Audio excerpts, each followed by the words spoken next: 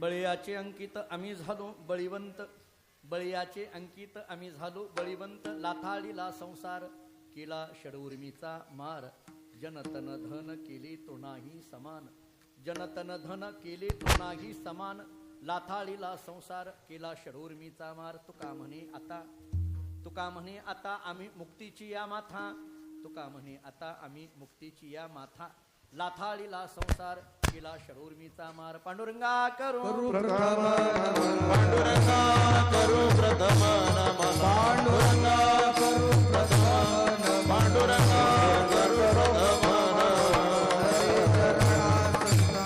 दुसरे चरणा संस्थाची दुसरे चरणा त्यांच्या कृपादाने कथेचा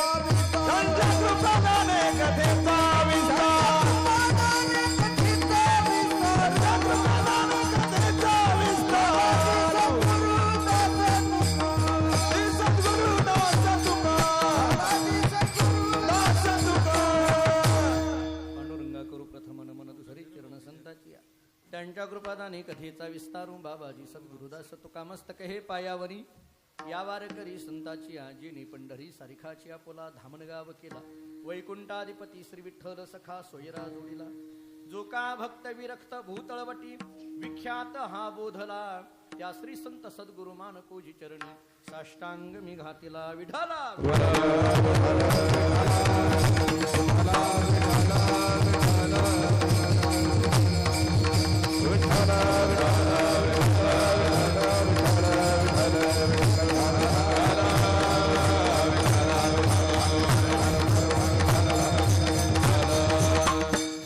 बळीयाचे अंकित आम्ही झालो बळीवंत लाथाळीला संसार केला षडूर्मीचा मार प्रस्तुत कीर्तनरूपी सेवेकरिता म्हणजे निरूपणाकरिता प्राप्त असणारा अभंग महान भगवत भक्त जगद्गुरु श्री संत तुकाराम महाराज यांचा अत्यंत प्रसिद्ध महत्वाचा स्वतःच्या ठिकाणी प्रगट झालेली बलवत्तता सांगणारा गोड असा 4 चरणाचा अभंग आहे.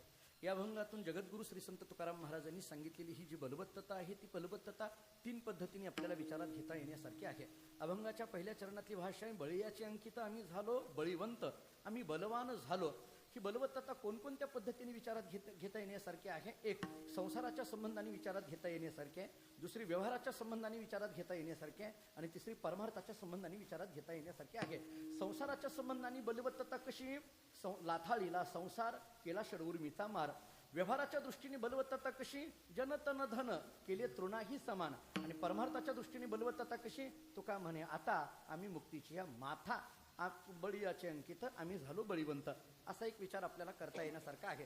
आणखीन एक विचार माझ्या दृष्टीने मला असं वाटतं की या अभंगामध्ये 3 पद्धतीची बलवत्तता महाराजांनी सांगितलेली आहे. एक ज्ञानाची बलवत्तता आहे, दुसरी वैराग्याची बलवत्तता आहे आणि तिसरी भक्तीची बलवत्तता आहे. ज्ञानाच्या बलवत्ततेचा परिणाम, वैराग्याच्या बलवत्ततेचा परिणाम आणि भक्तीच्या बलवत्ततेचा परिणाम जर विचारात घ्यायचा झाला, अभंगाचं 2रं चरण हे ज्ञानाची बलवत्तता सांगणारं आहे, अभंगाचं 3रं चरण हे वैराग्याची बलवत्तता सांगणारं आहे आणि अभंगाचं 4थं चरण हे भक्तीची बलवत्तता सांगणारं आहे. पहा तुम्ही, ज्ञानाची बलवत्तता काय झालं, लाथाळीला संसार केला षडूर्मीचा मार ही ज्ञानाची बलवत्तता आहे. वैराग्याची बलवत्तता काय आहे, जनतन धन केले तृणाही समान ही वैराग्याची बलवत्तता आहे. भक्तीची बलवत्तता काय आहे, तुका म्हणे आता आम्ही मुक्तीची या माथा ही भक्तीची बलवत्तता आहे. म्हणजे अशा पद्धतीने या अभंगाचा विचार करता येईल. 2 पद्धतींनी आतापर्यंत अभंगाचा विचार करण्याच्या सांगितल्या. आणखीन एक पद्धत आपल्याला या अभंगाचा विचार करताना आपल्याला पाहता येण्यासारखी आहे.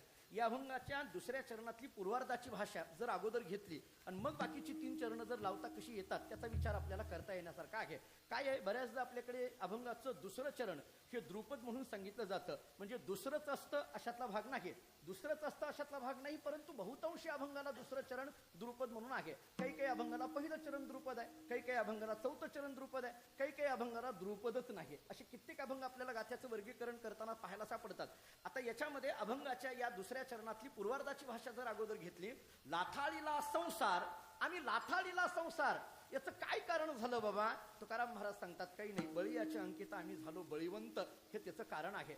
लाथाळीला संसार याचा परिणाम काय झाला, जनतन धन केले तृणाही समान. लाथाळीला संसार याचं सामर्थ्य काय झालं, तुका म्हणे आता आम्ही मुक्तीची या माता विठ्ठला.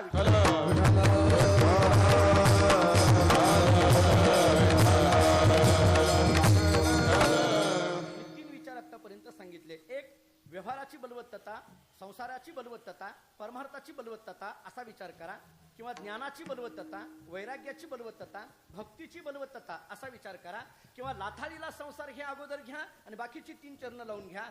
आणखीन एक विचार सांगून जातो जाता जाता पुढं. आणखीन एक विचार मला भावलेला पटलेला आपल्या पुढं मांडून फक्त जातो. या आळंदीतल्या कीर्तनामध्ये काय करायचं असतंय, आपल्याला जे भावलं, जे पटलं, जे विचार करून चिंतनातून प्रगट झालं ते मन मोकळेपणाने मांडायचं. मन मोकळेपणाने मांडायच्या ज्या मोकळ्या जागा आहेत त्याच्यातली एक जागा म्हणजे आळंदी आहे. आपल्या मनात जे वाटतं ते इथं बोलावं. का बोलावं? 2 दृष्टीने बोलावं. एक तर आपल्याला जे वाटतं ते इथं बोलावं का, आपला जो विचार आहे तो योग्य आहे का अयोग्य आहे हे सांगणारी माऊली इथं आहे म्हणून आपण इथं बोलावं, एक गोष्ट. आणि आपला विचार जर अयोग्य असेल तर तो योग्य कसा करायचा ही सांगणारी माऊली इथं आहे, ही दुसरी गोष्ट. म्हणजे या दोन्ही गोष्टी आपल्याला इथं प्रगट होतील म्हणून मनात आलेले भाव फक्त आपल्या समोर मांडायचे असतात. मी आणखीन एक चौथा विचार या अभंगाच्या संबंधाने मला वाटलेला तो तसाच बरोबर असेल अशी अजिबात माझा विश्वास नाही, किंवा अजिबात मी तसं आत्मविश्वासानं बोलणारही नाहीये, पण अंदाज लावून फक्त पुढे जातो. आणखीन एक विचार या अभंगाचा करताना आपल्याला असा करता येईल.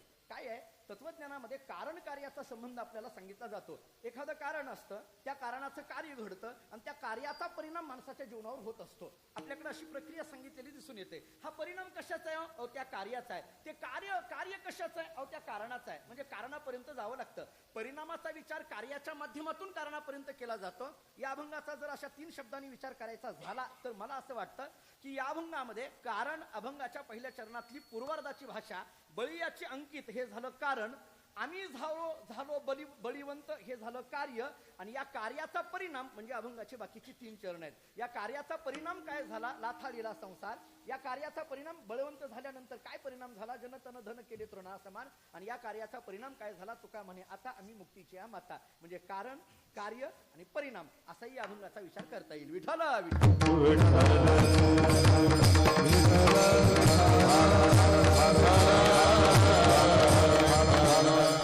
विविध पद्धतीने या अभंगाचं चिंतन करता येण्यासारखं आहे. काही बलवत्तेच्या संबंधाने आपल्याला विचार करायचा आहे.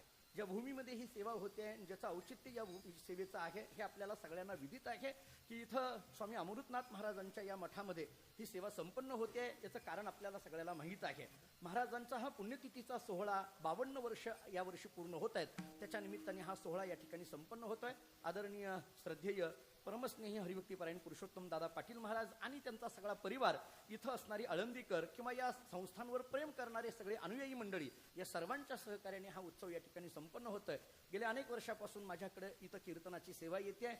जरा हाच शब्द वेगळ्या भाषेत बोलायचं झालं तर हे परंपरेचं कीर्तन आहे असं म्हटलं तर, कारण परंपरा शब्द आम्हाला जोडायला जरा जास्त आवडतो.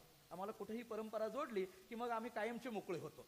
म्हणजे आमच्या बाबतीत बोलून गेलो, परंपरा शब्द जोडला की आम्ही जरा मोकळे होतो. म्हणजे संपलं बाबा, एकदा हे आमच्या परंपरेचं गाव आहे असं म्हटलं की विषय मिटतो. हो, त्याला फार ताण पडत नाही पुढच्या गोष्टीला. म्हणून हे परंपरेचं कीर्तन असल्यामुळे असं म्हणायला हरकत नाही. खरं तर इथं कीर्तन करत असताना मी मगाशी बोलून गेलो, पण आत्ता मात्र अशी परिस्थिती आहे की नेहमी बाबा असतात. आदरणीय पूज्य श्री पृथ्वीराज बाबा अनेक वर्ष झालं आहेतच, बाबा असतात. पण यावर्षी बाबासाहेब म्हणजे आदरणीय महाराज आले.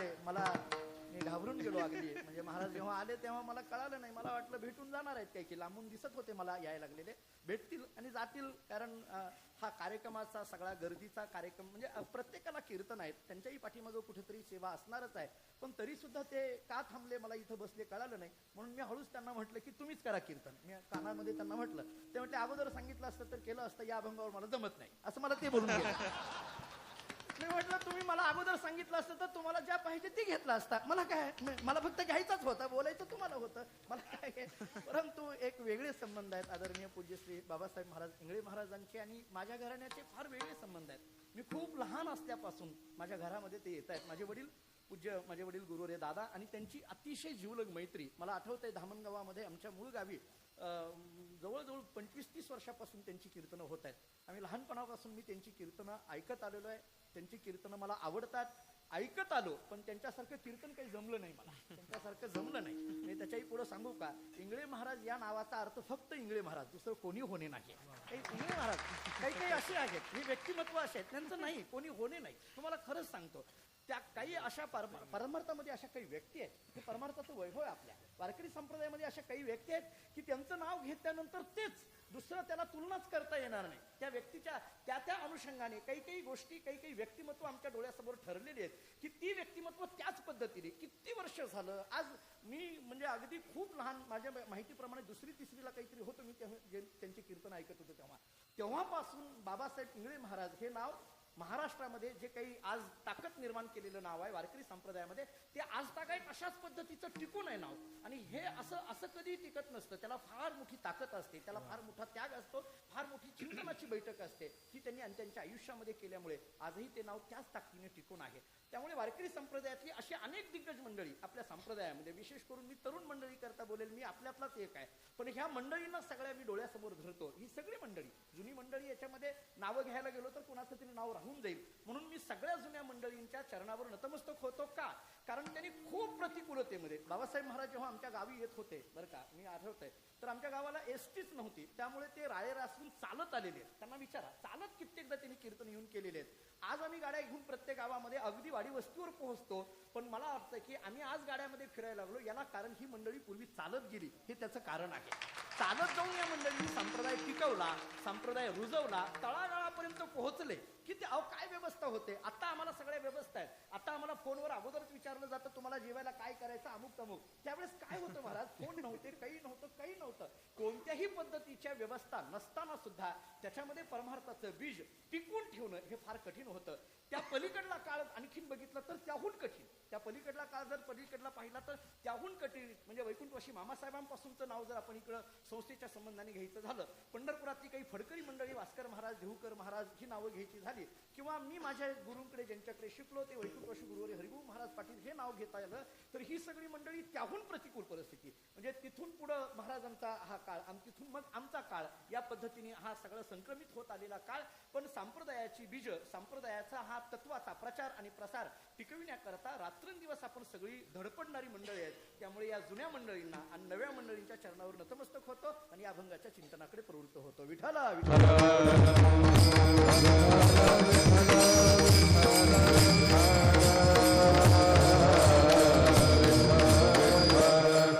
अभंगाचा भाव सांगत असताना मी बलवत्तता हा विषय मी आपल्या डोळ्यासमोर ठेवलेला आहे. बलवान झालो ही महाराजांची भाषा आहे. आम्ही बलवान झालो. महाराजांना जेव्हा मी बलवान झालो असं म्हणायचं आहे, कोणत्याही गोष्टीचा विचार करत असताना आपल्याकडे मराठी भाषेमध्ये अशी गंमत आहे की सुख नावाच्या शब्दाचा विचार करायचा झाला की दुःख या शब्दाचा विचार अगोदर करावा लागतो. म्हणजे सुख शब्दाच्या विचाराला आरंभ करता येत असतो. बरोबर आहे? बघा तुम्ही, दिवस या शब्दाचा विचार करायचा झाला की रात्री या शब्दाच्या विचाराला आरंभ करावा लागतो. म्हणजे त्या विचाराचा सगळा विस्तार होत असतो. म्हणजे मराठी भाषेमध्ये एकमेकाच्या विरुद्ध अर्थी असलेले परंतु एकमेकाच्या अपेक्षेने निर्माण झालेले शब्द, त्या शब्दांचा अभ्यास केल्याशिवाय त्याचं परिपूर्ण अशा पद्धतीनं ज्ञान होणार नाही. मी का सांगायला लागलोय, मला विचार पुढे सांगायचा आहे, मला बलवत्तता ही सांगायची आहे, तर त्याच्याकरता या विचाराकडे घेऊन जातोय. सुख शब्दाचा विचार करायचा असेल तर दुःख शब्द अगोदर कळायला पाहिजे. म्हणजे सुखाला महत्व कधी येतं, दुःख असेल तर, दिवस म्हणण्याला महत्व कधी येतं, रात्र असेल तर, मी श्रीमंत म्हणण्याला महत्व कधी येतं, गरीब असेल आहो जाऊ द्या हो, खरं बोलण्याला महत्व कधी येतं, म्हणून बोलायचं, नाहीतर काही इच्छा आहे काय आपली? अहो खऱ्याला काय किंमत दिली असते, खोटं आहे म्हणून खऱ्याला किंमत आली का नाही, हे सगळं मराठी भाषेमध्ये किती गमतीदार आहे पहा. जरा आणखीन पुढे बोलू, मला आता विषय वाढेल. पण काय आहे, भेद आणि अभेद हा शब्द सुद्धा जेव्हा विचार करायचा आहे, म्हणजे माझ्या अल्प अभ्यासाने, माझा काही फार वेदांताचा अभ्यास आहे याचा भाग नाही, पण अभेद शब्दाचा विचार करण्याकरता भेद शब्दाचा विचार अगोदर करावाच लागतो. हो, अभेद शब्द विचार करायचा असेल तर भेद शब्दाचा विचार केल्याशिवाय अभेद काय आहे हे सांगताच येणार नाही नीट. बरं जाऊ द्या, मी हाच विषय कुठं आला तेवढा फक्त सुतवाच करून जातो. म्हणजे माझ्या अभ्यासाप्रमाणे व्यापक आणि व्याप्य हे शब्द वेदांतातले आहेत. व्यापक चराचरामध्ये आहे त्याला व्यापक म्हटलं जातं, एका ठिकाणी आहे त्याला व्याप्य असं म्हटलं जातं किंवा परिच्छिन्न म्हटलं जातं. जे काही शब्द आपल्याला वापरायचे ते वापरायचे. परंतु व्यापक शब्दाचं महत्व, व्याप्य काय आहे हे सिद्ध झाल्याशिवाय व्यापक शब्दाचं महत्व कळत नाही. मी जरा आणखीन पुढे बोलतो, हा विचार समजावून सांगण्याकरता रामायणात कुठं आलाय तोही शब्द सांगून पुढे जातो. काय आहे, आपल्या चांगदेव 65 मध्ये सुद्धा ज्ञानोबारांनी चिंतन करत असताना, त्या चांगदेवाला उपदेश करत असताना सुद्धा फार चांगले गमतीचे विचार तत्वज्ञानाच्या भाषेमध्ये मांडलेले आहेत. म्हणजे मी द्रष्टा हा कधी ठरतो, मी द्रष्टा असं कधी म्हटलं जातं, मी द्रष्टा असं कधी म्हणायचं, दृश्य असेल तर, दृश्यच नसेल तर मी द्रष्टा म्हणायला काही वावच राहत नाही की हो. बरं जाऊ द्या, आपल्याला वेदांतांनी दिलेलं सगळ्यांच्या माहितीतलं उदाहरण देतो. आरसा आहे आणि आरशामध्ये आपण आपला चेहरा पाहतो. सकाळच्या वेळेला गंध लावण्याकरता आपण आरसा डोळ्यासमोर घेतो. आपल्या आरसा आहे आणि त्या आरशामध्ये जे आहे आतमध्ये पडलेलं ते काय आहे? आपलं प्रतिबिंब. बरोबर आहे, सगळ्यांनी योग्य उत्तर दिलं. आता मला पुढे बोलायचं आहे. आरशामध्ये जे आहे ते प्रतिबिंब, बरोबर आहे, आरशामध्ये जे आहे ते प्रतिबिंब आणि आरशातलं हे प्रतिबिंब म्हणून हे काय झालं? बिंब. याला काय नाव तुम्ही दिलं? बिंब. आणि त्या आरशातल्या ह्याला काय दिलं नाव? आता मला प्रश्न असा विचारायचा आहे, याला तुम्ही बिंब म्हणायला कधी तयार झालात? हे प्रतिबिंब आहे म्हणून. हे जर प्रतिबिंब आहे असं सिद्ध झालं नसतं तर याला कोण बिंब म्हणायला गेलं असतं? म्हणजे प्रतिबिंबावरून बिंबाची सिद्धी आहे, याचा अर्थ बिंब सिद्ध करायचं असेल तर प्रतिबिंब अगोदर मान्य करावं लागतं. त्याच्याकरता अभेद दाखवायचा असेल तर भेद काय आहे हे अगोदर सांगावं लागतं. व्यापक काय आहे हे सांगण्याकरता व्याप्य काय आहे हे अगोदर सांगावं लागतं. त्या रामायणामध्ये जेव्हा त्या सीता मंदोदरीचा संवाद आपल्याकडे प्रसिद्ध सांगितला जातो, जेव्हा मंदोदरीला रावणाने सीतेकडे पाठवलं की तू तरी जा, ते कामातुराम नवहेम लज्जा वगैरे वगैरे सगळं वर्णन केलं जातं. ते जेव्हा मंदोदरीने हे ऐकलं की रावण आपल्याला सांगतात, म्हणजे आपला जो पती असलेला नवरा असलेला आपल्याला सांगतोय की सीतेकडे जा आणि तिचं मन वळव आणि ती वश होईल याच्याकरता प्रयत्न कर, जेव्हा हे ऐकलं तेव्हा कोणत्या स्त्रीला बरं वाटेल? हो, कोणत्या पतिव्रता स्त्रीला बरं वाटेल? बरं, त्यातही ती मंदोदरी 5 पतिव्रतेमध्ये तिचं नाव घेतलं जातं. मी थोडंसं धाडस करून एक वाक्य बोलून पुढे जातो बरं का बाबा, थोडंसं धाडस करतो. मला कधी कधी जेव्हा रामायणाचा मी अभ्यास करायला लागतो, म्हणजे थोडाच, परंतु ते भावार्थ रामायण त्यातल्या त्या नाथ महाराजांचं रामायण, मला फारशी बाकीची रामायण जास्त अभ्यासता आली नाहीत, पण नाथ महाराजांच्या रामायणाचा जेव्हा अभ्यास करायला आपण सुरू करतो तेव्हा मंदोदरी नावाचं जे रामायणातलं हे तत्व पात्र काय जे म्हणायचंय ते ते अतिशय विलक्षण मला वाटतं. कारण मंदोदरीचा अर्थच इतका नाथ महाराजांनी गोड सांगितलाय. मंदोदरी मंदोदरी म्हणायचं कोणाला? एकनाथ महाराज सांगतात, संकल्प विकल्प नाही जी उदरी म्हणून नाव तिचे मंदोदरी. मंदोदरीची व्याख्या सांगून टाकली. संकल्प विकल्प नाही जी उदरी म्हणून नाव तिचे मंदोदरी. ही मंदोदरी शब्दाची व्याख्या काय आहे बघा. मी जरा आणखीन या व्याख्येतल्या एका शब्दाकडे आपल्याला घेऊन जातो. संकल्प विकल्प नाही जी उदरी, याच्यातला विकल्प शब्द मान्य करू एखाद्या वेळेस. विकल्प नाही जी उदरी म्हणून नाव तिचे मंदोदरी, पण संकल्प सुद्धा नाही जी उदरी म्हणून नाव तिचे मंदोदरी. हे फार कठीण आहे.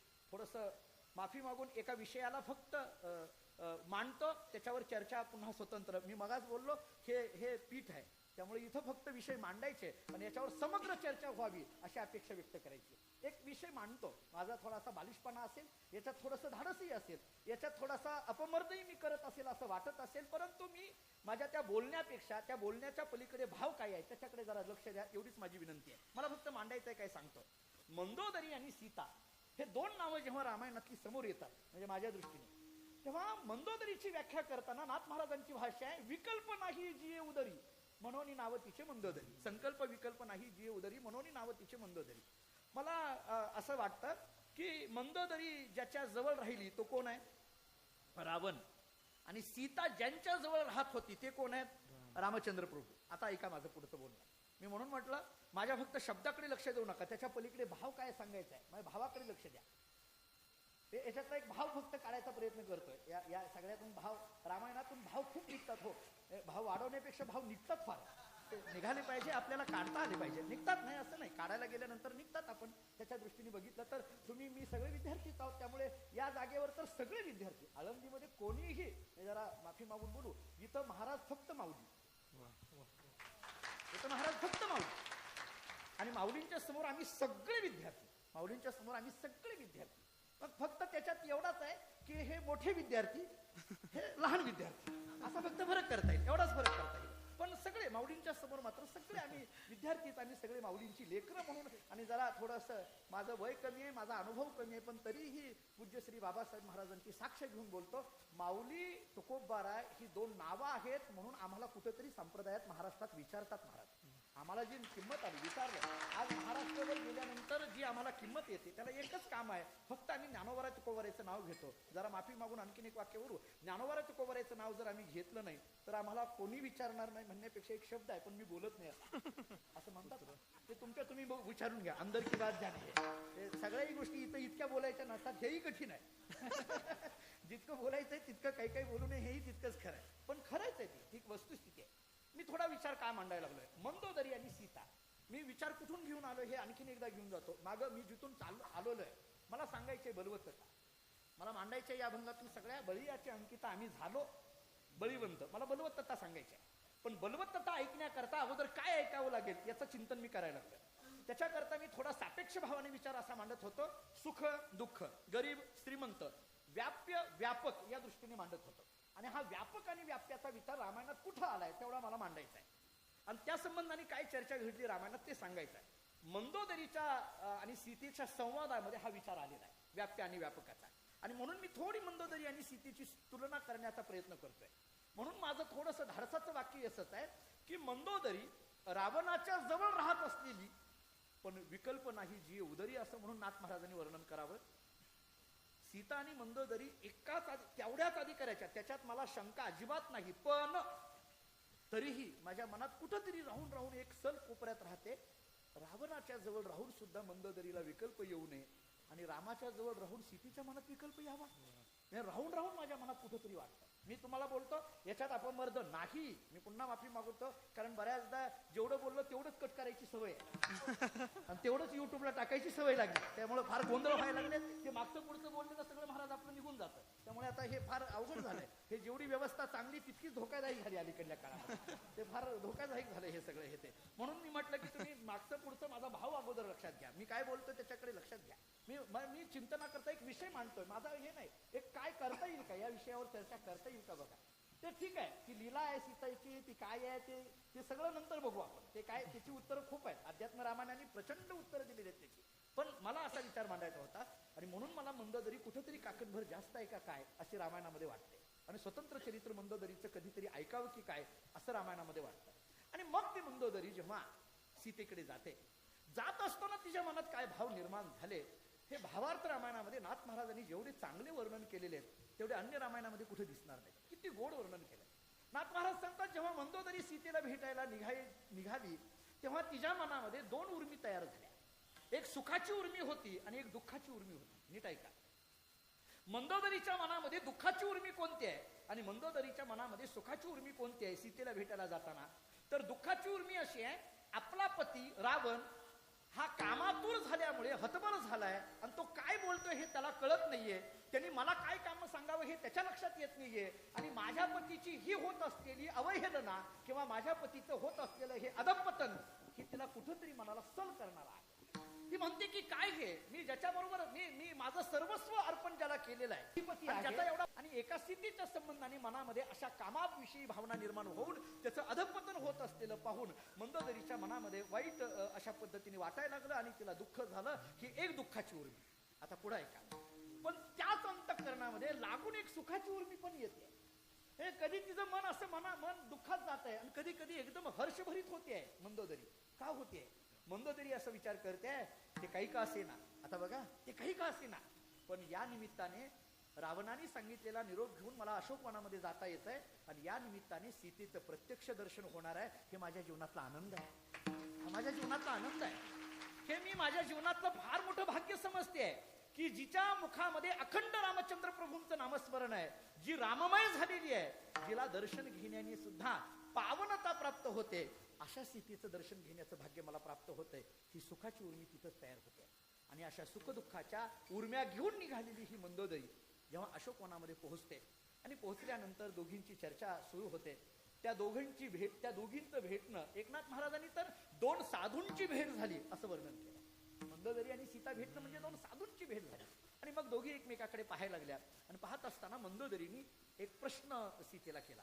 म्हणजे सीते मला तुला प्रश्न विचारायचा आहे. म्हटले काय. नाही तू ज्या रामाचं भजन करते ना त्या रामाच्या संबंधाने प्रश्न विचारायचा आहे. अहो सीतेला एवढा आनंद झाला. सीता एवढी आनंदित झाली. सीता म्हणायला लागली मंदोदरी खरं सांगू का मला एवढा आनंद होतोय. माझ्या आवडीचा विषय असलेला जो राम त्याच्याबद्दल कुणीतरी चर्चा करायला मला अशोकवनामध्ये आलंय हेच मला आनंदाचं वाटायला लागलं. कारण आवडीच्या विषयाची चर्चा केली की आनंद वाटत असतो. अशोकवनामध्ये कोणी भेटलं नाही, आतापर्यंत कोणी आलं नाहीये. रामाबद्दल चर्चा करण्याकरता या अशोकवनामध्ये या रावणाच्या राज्यामध्ये कोणीच मला आतापर्यंत भेटायला आलं नाही. आणि तू आलीस आणि आल्यानंतर तू म्हणतेस की मला रामाबद्दल बोलायचं आहे. बस माझ्या आवडीच्या विषयाची चर्चा आहे. आवडीचा ज्याच्या आवडीचा विषय त्याच्या जवळ बोलावा. ज्याच्या आवडीचा. अहो सरळ आहे. म्हणजे दोन शेतकरी एकमेकाच्या जवळ आल्यानंतर शेताच्या संबंधाने बोलतो. दोन व्यापारी एकमेकाच्या जवळ आल्यानंतर व्यापाऱ्याच्या तेजी मंदी कांदा अमुक तमुक त्याच्या संबंधाने बोलतील. दोन नोकरदार जवळ आले तर मग 6वा वेतन आयोग 7वा वेतन आयोग याच्या संबंधाने बोलत राहतील. दोन चाली म्हणणारी गायक मंडळी एकत्रित आले की मग त्या चालीमधले जे काही असतात मग त्याचा तो अंतरा तो असा म्हटला त्या अंतरा तसा म्हणायला पाहिजे होतं ही चर्चा करतील. आनंद आहे. दोन मृदंगवादक जेव्हा एकत्रित येतात तेव्हा ते एकमेकाचे जे काही बोल असतात त्या बोलाबद्दल चर्चा करतील. दोन कीर्तनकार जेव्हा एकत्रित येतात तेव्हा त्या कीर्तनाच्या अभंगाबद्दल चर्चा करतील किंवा त्या कीर्तन झाल्यानंतरच्या म्हणजे चर्चा करतील फोनवर. मला कळत नव्हतं पहिलं बरं का बाबा, मला कधी कधी काही महाराज फोन करायचे आणि विचारायचे कसं आहे वातावरण, मला कळायचंच नाही. मी आपलं म्हणायचो अरे वा काय समाज होता काय होतं हे मला कळायचंच नाही. मग ते मला परत नंतर हळूहळू कळायला लागलं आणि हे हळूहळू कळतं नाही असं नाही, फक्त का जाऊ द्यावं लागतं. हे काय वातावरण कशाच्या संबंधाने विचारतात कोणाच ठाऊक येते. असं कोणती ना कोणती तरी चर्चा ज्याच्या त्याच्या आवडीच्या संबंधाने करतील. आता आपण सगळीच कीर्तनकार मंडळी आहोत. आपण जेव्हा एखाद्या गावात कीर्तन करायला जातो तेव्हा कीर्तन झाल्यानंतर आपल्याला काय विचारावं, लोकांनी ज्ञानेश्वरीतली ओवी विचारावी किंवा गाथ्यातलं एखादं प्रमाण विचारावं किंवा आपल्याला भागवतातला एखादा काही दाखला विचारावा, एखादा पौराणिक दृष्टांत विचारावा. आपलं काम आहे ते सांगणं त्यांना, आपल्याला आवडेल ते. लोक अशी गमतीचे आम्हाला भेटतात आणि मला एकाने विचारलं महाराज तुमचं लग्न झालं का, काय घेणं देणं तुला पडलंय, नाही किती मुलं किती मुली, काय गरज आहे का, संसाराच्या चर्चा करायच्या होती तर मग घरून मंदिरात यायचं काय कारण आहे. संसाराच्या चर्चा करायच्या असतील तर मंदिरात येऊन चर्चा करण्यात उपयोग नाही. आणि मंदिरात येऊन संसाराच्या चर्चा आम्ही करायला लागलो म्हणून मंदिर न राहता संसार व्हायला लागले. विठ्ठल विठ्ठल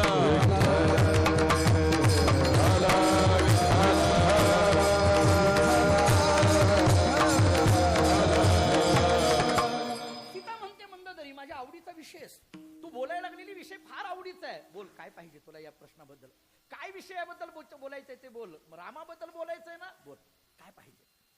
तेव्हा मंदोदरीने एक प्रश्न विचारला, तो प्रश्न माझ्या विषयाच्या संबंधाने. तो प्रश्न असा विचारला, काही नाही सीते मला एक सांग म्हटले, तुझा हा जो राम आहे ना तो राम व्यापक आहे की परिच्छिन्न आहे, एवढाच प्रश्न आहे. तुझा हा राम व्यापक आहे की परिच्छिन्न आहे. आता याच्यातले शब्दाचे अर्थ आपण आळंदीतच आहोत त्यामुळे सगळ्यांना माहित आहेत, मी वेगळे सांगायची गरज नाही. व्यापक कशाला म्हणायचं आणि परिच्छिन्न कशाला म्हणायचं. व्यापक या शब्दाचा अर्थ आहे चराचरामध्ये असणं, हे व्यापक शब्दाची व्याख्या, एक सरळ व्याख्या.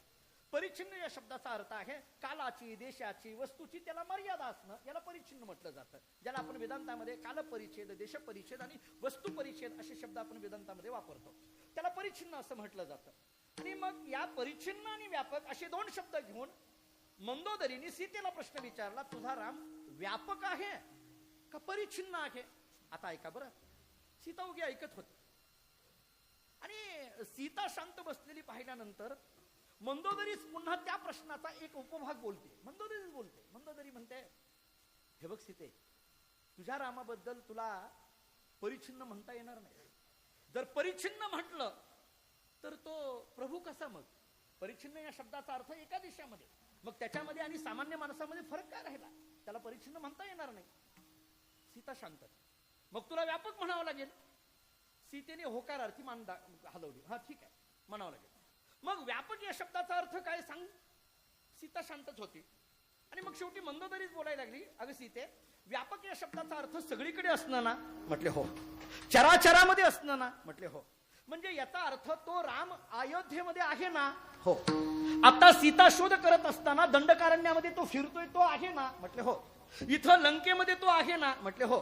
इथं लंकेत असलेल्या राक्षसामध्ये आहे ना, म्हटले हो. इथं तुझ्यामध्ये आहे ना, हो. माझ्यामध्ये आहे ना, हो. इथं असलेला राजा रावणामध्ये आहे ना, हो. असं म्हटल्याबरोबर मंदोदरी म्हणायला लागली, मग रावणात जर राम असेल तर त्याला वश का होत नाही. उदाहरण संपलं माझं, मुद्दा इथं आहे, इथं येऊन थांबते.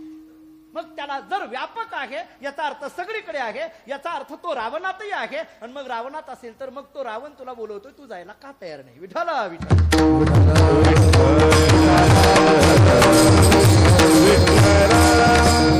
त्याची सगळी उत्तरं सांगण्यात वेळ घालवत नाही. मला व्यापक आणि व्याप्य इथं लगेच यायचं आहे. तेव्हा जी उत्तरं दिलेली आहेत ती वेगवेगळ्या पद्धतीने उत्तरं सीतेने दिलेली आहेत. त्यातलं एक उत्तर माझ्या विषयाच्या संबंधाने, माझ्या विषयाला जेवढं लागतं तेवढं घेतो. आमच्याकडे लागू पुरता उतारा म्हणायची सवय आहे. मी बाकीचे सगळे सांगत नाही, सगळे सांगण्या इतकी वेळ नाही. आणि आता सांगितलं तर पुढल्या वर्षी पुरुषोत्तम दादा बोलवणार नाही, त्यामुळे काही गोष्टी राखून ठेवतो. त्या 4 गोष्टी तसंच ठेवतो, एक फक्त मुद्दा बोलतो. एकच मुद्दा, आणि त्यातला व्यापक आणि व्यापकाच्या संबंधाने सीता मंदोदरीकडे पाहायला लागली, हसायला लागली. आणि सीतेने सांगितलं, मंदोदरी मला वाटलं होतं तू काहीतरी अशा अडचणीत आणणारा प्रश्न मला विचारतील, पण मला एक सांग. आता इथं वेदांताची भाषा येते. मला एक सांग म्हटले, मंदोदरी रामाला व्यापक व्यापक व्यापक व्यापक व्यापक हा शब्द तू मगापासून वापरायला लागलीस, बरोबर आहे हो. पण त्याला व्यापक हा शब्द तरी कधी लागू पडतो? जर काही त्याच्याहून व्याप्य असेल तर, त्याच्याहून काही व्याप्य असेल तर मग त्याला व्यापक म्हणायचं. ही वस्तू व्याप्य आहे आहे असं म्हणायचं. ही वस्तू व्याप्य आहे म्हणत असताना आणि राम हा व्यापक आहे म्हणत असताना व्यापक असलेल्या रामापासून व्याप्य असलेली वस्तू तू बाजूला काढतेस, याचा अर्थ बाजूला काढतेस. पण तुला एक सांगतो म्हटले की त्या रामापेक्षा काही व्याप्यच नसेल, जर व्याप्य सिद्ध होत नसेल तर मग व्यापक तरी त्याला म्हणण्यात काही अर्थ आहे का? म्हटलं व्याप्य सिद्ध होत नसेल तर व्यापक तरी म्हणण्यात त्याला काही अर्थ आहे का? म्हणजे व्यापक या शब्दाची सिद्धी कधी होईल? जर व्याप्य सिद्ध झालं तर. मग व्याप्य सिद्ध होत नसेल तर व्यापक म्हणायची गरजच नाही आणि मग तो याच्यात ऐका आणि त्याच्यात ऐका म्हणायची गरज नाही. उलट तेच सगळीकडे भरलेलं आहे, तेच सगळं आहे, त्याच्या पुढे बोलू तेच सगळं आहे असंही म्हणता येत नाही. विठ्ठल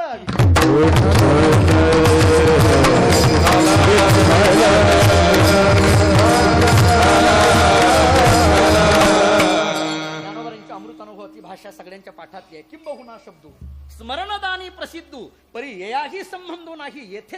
ज्ञानोबांची भाषा किती गोड आहे पहा. किंबहुना शब्दू स्मरणदानी प्रसिद्धू, प्रसिद्ध आहे स्मरण करून देण्याकरता, पण त्या शब्दाचा संबंध इथं नाही. परी तयाही संबंध नाही येथे. येथे या शब्दाचा अर्थ ब्रह्मतत्वाच्या ठिकाणी त्याचा संबंध नाही, त्याच्याबद्दल बोलता येणार नाही. शब्दातीत असलेलं हे तत्व आहे. म्हणून तुकोबारांनी देवाकडे प्रार्थना करताना अशीच केलेली आहे. न बोलसी करा वाचा, न बोलसी करा वाचा, बोलसी करा वाचा, न बोलसी करा वाचा. उपाधिता संबंध उपाधिता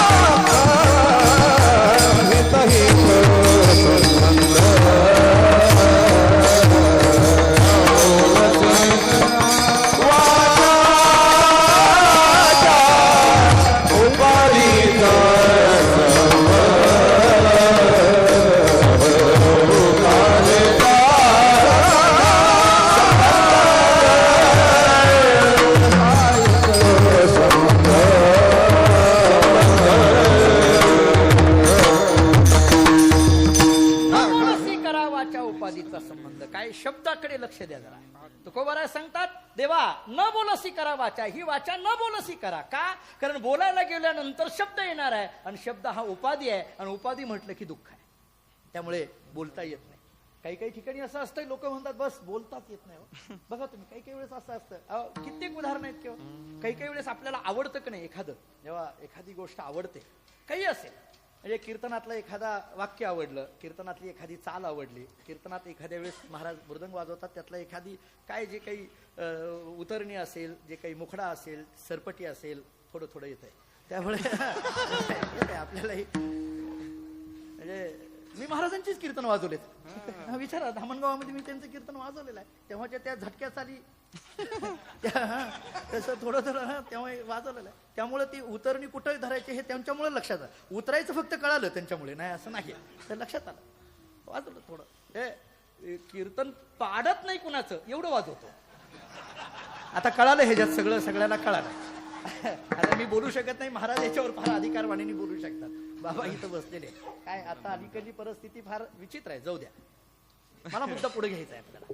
मला मुद्दा असा मांडायचा होता की जेव्हा एखादं आवडतं, कोणी कुठलंही असो, लोक काय म्हणतात आवडल्यानंतर मग कसं वाटलं हो, बोलताच येत नाही हो त्याच्याबद्दल, त्याची भाषा आहे की नाही, अहो बोलूच शकत नाही. काय बोलूच शकत नाही याचा अर्थ ते एवढं आवडलेलं असतं, ते चांगलं म्हणणं हा शब्द सुद्धा तिथं कमी पडतो. हा शब्द सुद्धा तिथं कमी पडतो. जेव्हा एखादी कीर्तनामध्ये एखादी गुरुजी महेश गुरुजी आहे, त्यांची चाल एखादी ऐकल्यानंतर ती एवढी मनाला भावते, एवढी मनाला भावते, एवढी मनाला भावते, आणि मग जर कुणी विचारलं का आज चाल कशी म्हटली गुरुजीने, बस बोलू शकत नाही बघा त्यांच्याबद्दल. याचा अर्थ चांगलं म्हण, वाईट तर शब्द लांबच राहिला, पण ती चांगला हा शब्द सुद्धा तिथं लागू पडत नाही. याला म्हणायचं शब्दातीत. याला शब्दातीत म्हटलं जातं. काही असेल ते. तसं परमात्म्याच्या संबंधाने त्याला व्याप्य तर नाही, पण व्यापक हे सुद्धा म्हणता येत नाही. याला म्हणायचं शब्दातीत. असं हे शब्दातीत तत्व असल्यामुळे त्याच्याबद्दल व्याप्य व्यापकाची चर्चा करता येणार नाही. पण असं जरी असलं तरी साधारण माणसाला कल्पना यावी म्हणून परमात्मा व्यापक आहे असं श्रुतीने सांगितलं. विठ्ठल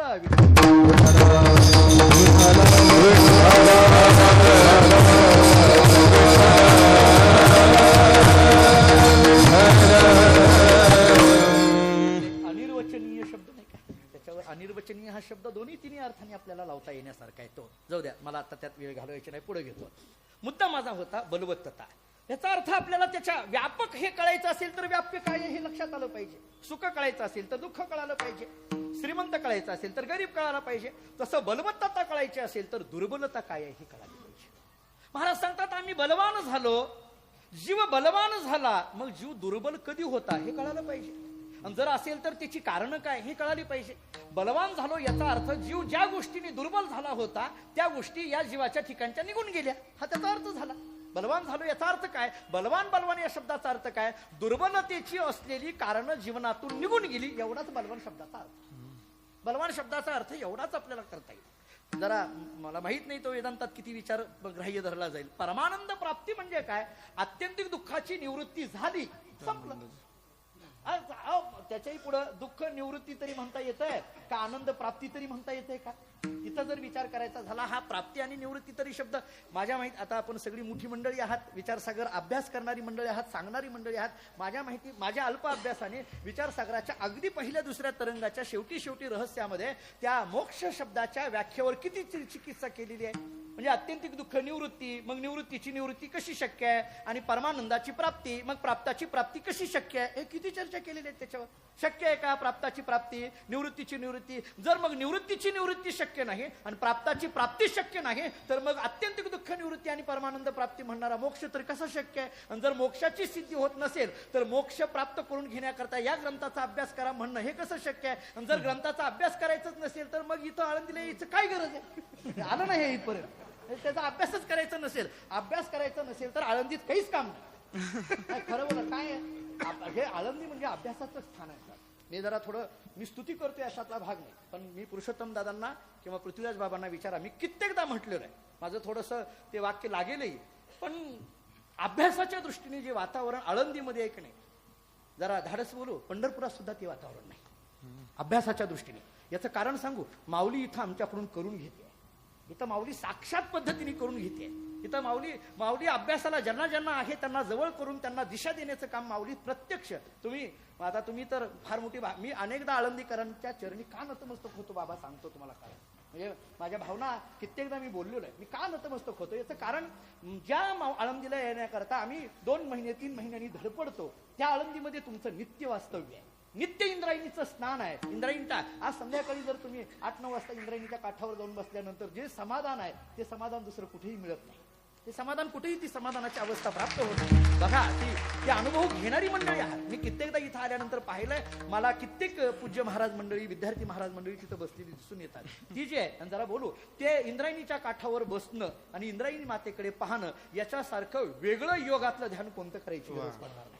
त्याच्यातलं कुठलं ध्यान करायला जाता महाराज, कुठं यम नियमन आसनन प्राणायामन ध्यान धारणान प्रत्याहरण अमुकन तमुकन बघायला जाता. इंद्रायणी मातेवर बसलं, काठावर बसलं की ते ध्यान लागल्याशिवाय राहत नाही. मी का सांगायला लागलो हे आपल्याला सगळं, मी ज्या विषयाकडे म्हणजे विचारसागरामध्ये आपल्याला मोक्षाची सिद्धीच जर होत नसेल तर मग काय गरज आहे हे पुढलं, इतका सगळा विचार आपल्याला केलेला दिसून येतो. आपला विषय असा होता की दुर्बलताची जी कारण आहेत ती कारण निवृत्त होणं म्हणजे बलवत्तता प्राप्त होणं. मग आपल्याला चिंतन असं करावं लागतं, दुर्बलतेची कारणं काय. मी ज्यांच्याकडे अध्ययन केलं ते वैकुंठ शिगोरे भाऊ पाठामध्ये असताना, आता आमचे अशोक महाराज शिगोरे आहेत माझ्याबरोबर पाठाला ते होते, आम्ही दोघं मिळून पाठाला होतो. ते भजनाकडे गेले, आम्ही इकडं आलो. दोघांनी दोन मार्ग स्वीकारले म्हणून बरं झालं, आमच्या टकरी लागत नाहीत कुठं सध्या. त्यांचं भजन खूप तयार आहे. मला असं कळालं तेही आता कीर्तन करायला लागलेत, म्हणजे लागेल टक्कर कुठंतरी, नाही असं नाही पण आहे. आणि मग बहु असं सांगायचे पाठामध्ये, जीव जो दुर्बल होतो त्या दुर्बलतेची 3 कारण आहेत. 1, मायेच्या अधीन गेला म्हणून जीव दुर्बल. 2, इंद्रियाच्या अधीन गेला म्हणून जीव दुर्बल. आणि 3, कळी काळाच्या अधीन गेला म्हणून जीव दुर्बल. किंवा या जीवावर मायेची सत्ता आहे, इंद्रियाची सत्ता आहे आणि कळी काळाची सत्ता आहे म्हणून हा जीव दुर्बल आहे. जीव दुर्बलतेची ही 3 कारणं डोळ्यासमोर घ्या. 1, मायेची सत्ता. 2, इंद्रियाची सत्ता. आणि 3, कळी काळाची सत्ता. सप्रमाण आपल्याला सिद्ध करता येईल. मायेची सत्ता डोळ्यासमोर घ्या अगोदर. ह्या मायेच्या अधीन असलेला जीव, मायेची सत्ता काय, मायेची सत्ता नव्हे नव्हे या मायेने युक्त असलेला हा जीव झाला. आपण कित्येकदा बोलून आलोय. पंचदशीकारांनी केलेलं चिंतन, मायाभासेन जीवेशो करोती ती श्रुतत्वतः कल्पितावेव जीवेशो ताभ्याम सर्वं प्रकल्पितम. आणि याला नाथ महाराजांनी दिलेलं अगदी समर्पक प्रमाण, कल्पना विद्या तुम्ही झाला जीव, माया उपाधी शिव बोलू. बोललोय आपण कित्येकदा ह्याच्यावर. तर हे जे काही अविद्या सांगितली जाते, माया सांगितली जाते, या मायेने युक्त असलेला जीव आहे. विठ्ठला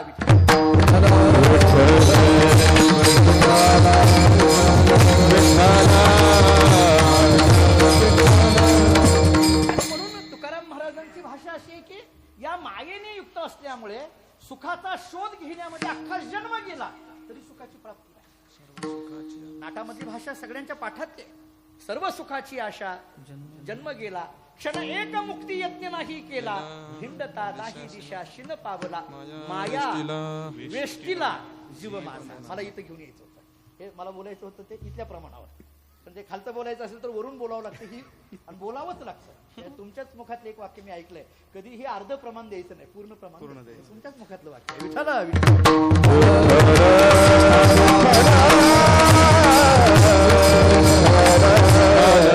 आणि कधीही प्रमाणाचा विचार करताना त्याच्या मागचं पुढचं बघितलंही पाहिजे, महाराज पाहिलंच पाहिजे. मायावेष्टीला जीव माझा, इथं जे बोलायचं आहे त्याच्यावर आपण चिंतन करू. हे मायेने युक्त असलेला जीव, ही माया नेमकी काय आहे, ही माया म्हणजे नेमका आहे तरी काय. हे तत्व जे सांगितलं, माया म्हणून जी सांगितली जाते, आपल्याला सरळ सरळ अर्थ सांगितला जातो. मा आणि या शब्दाचा अर्थ नाही, मा शब्दाचा अर्थ नाही, आणि या शब्दाचा अर्थ जी, म्हणजे जी कधीच नाही तिचं नाव माया. अघटित घटना पटीयसी वैकुंठवासी गुरुनाम गुरु रंगनाथ महाराज परभणीकर गुरुजी सांगायचे.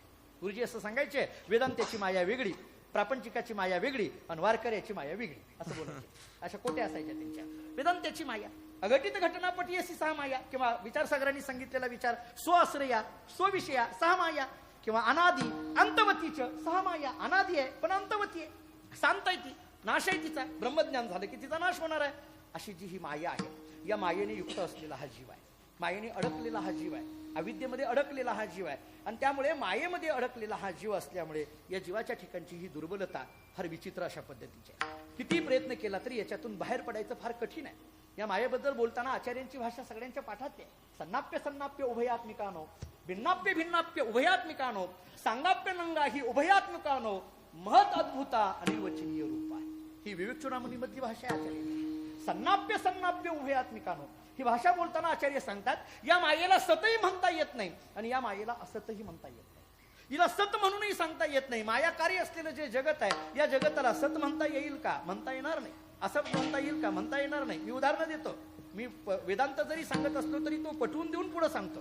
मायेला सतही, जगाला सतही म्हणता येणार नाही आणि असतही म्हणता येणार नाही. आणि म्हणून मला कधी कधी आश्चर्य वाटतं, हे तुकाराम महाराजांनी किती समर्पण बोलावं. म्हणून तुकाराम महाराजांनी या जगाला बोलताना सत असताच्या पेक्षाही दाखवलेला एक शब्द फार महत्वाचा आहे. भासयेले जगदंबर, रज्जू सर्पाकार भासयेले जगदंबर. ही जी भाषा आहे त्याच्यामध्ये गुरुजींचं एक कोटी माझ्या वाचण्यात आली.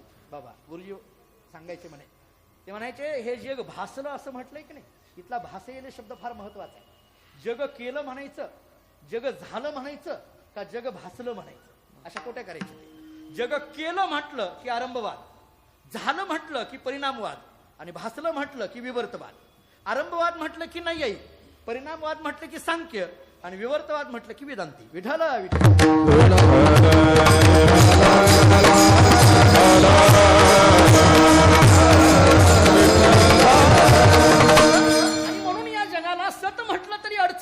असत म्हटलं तरी अडचण आहे. सत म्हणावं तर परमात्मा एक सत असताना याला सत कसं काय म्हणता येईल, आणि असत म्हणावं तर डोळ्यांनी दिसतं, याला असत कसं म्हणता येईल. असताची उदाहरणं ज्ञानोबारांनी दिलेली. शशशृंग, ख पुष्प, वंद्यापुत्र, वंद्याची आले का, कैची जन्मपत्रिका, कित्येक उदाहरणं आहेत किंवा सगळ्यांना पाठच आहेत सगळ्या ओव्या. हे ह्या सगळ्या विचार जर आपण केला तर हे वंद्यापुत्र हे असताचं उदाहरण आहे. शशशृंग हे असताचं उदाहरण आहे. ख पुष्प, ख पुष्प म्हणजे आता एकदम बाकीच्या लोकांना कळणार नाही. ख पुष्प म्हणजे ख म्हणजे आकाश आणि पुष्प म्हणजे फुल. आकाशाला फुलं शक्य आहे का? हेच बोलायचं आहे पण ख पुष्प असं म्हणायचं आहे. हेच बोलायचं आहे. सस्याला शिंग शक्य आहे का? नाही, पण हेच बोलायचं पण शशशृंग असं बोलायचं.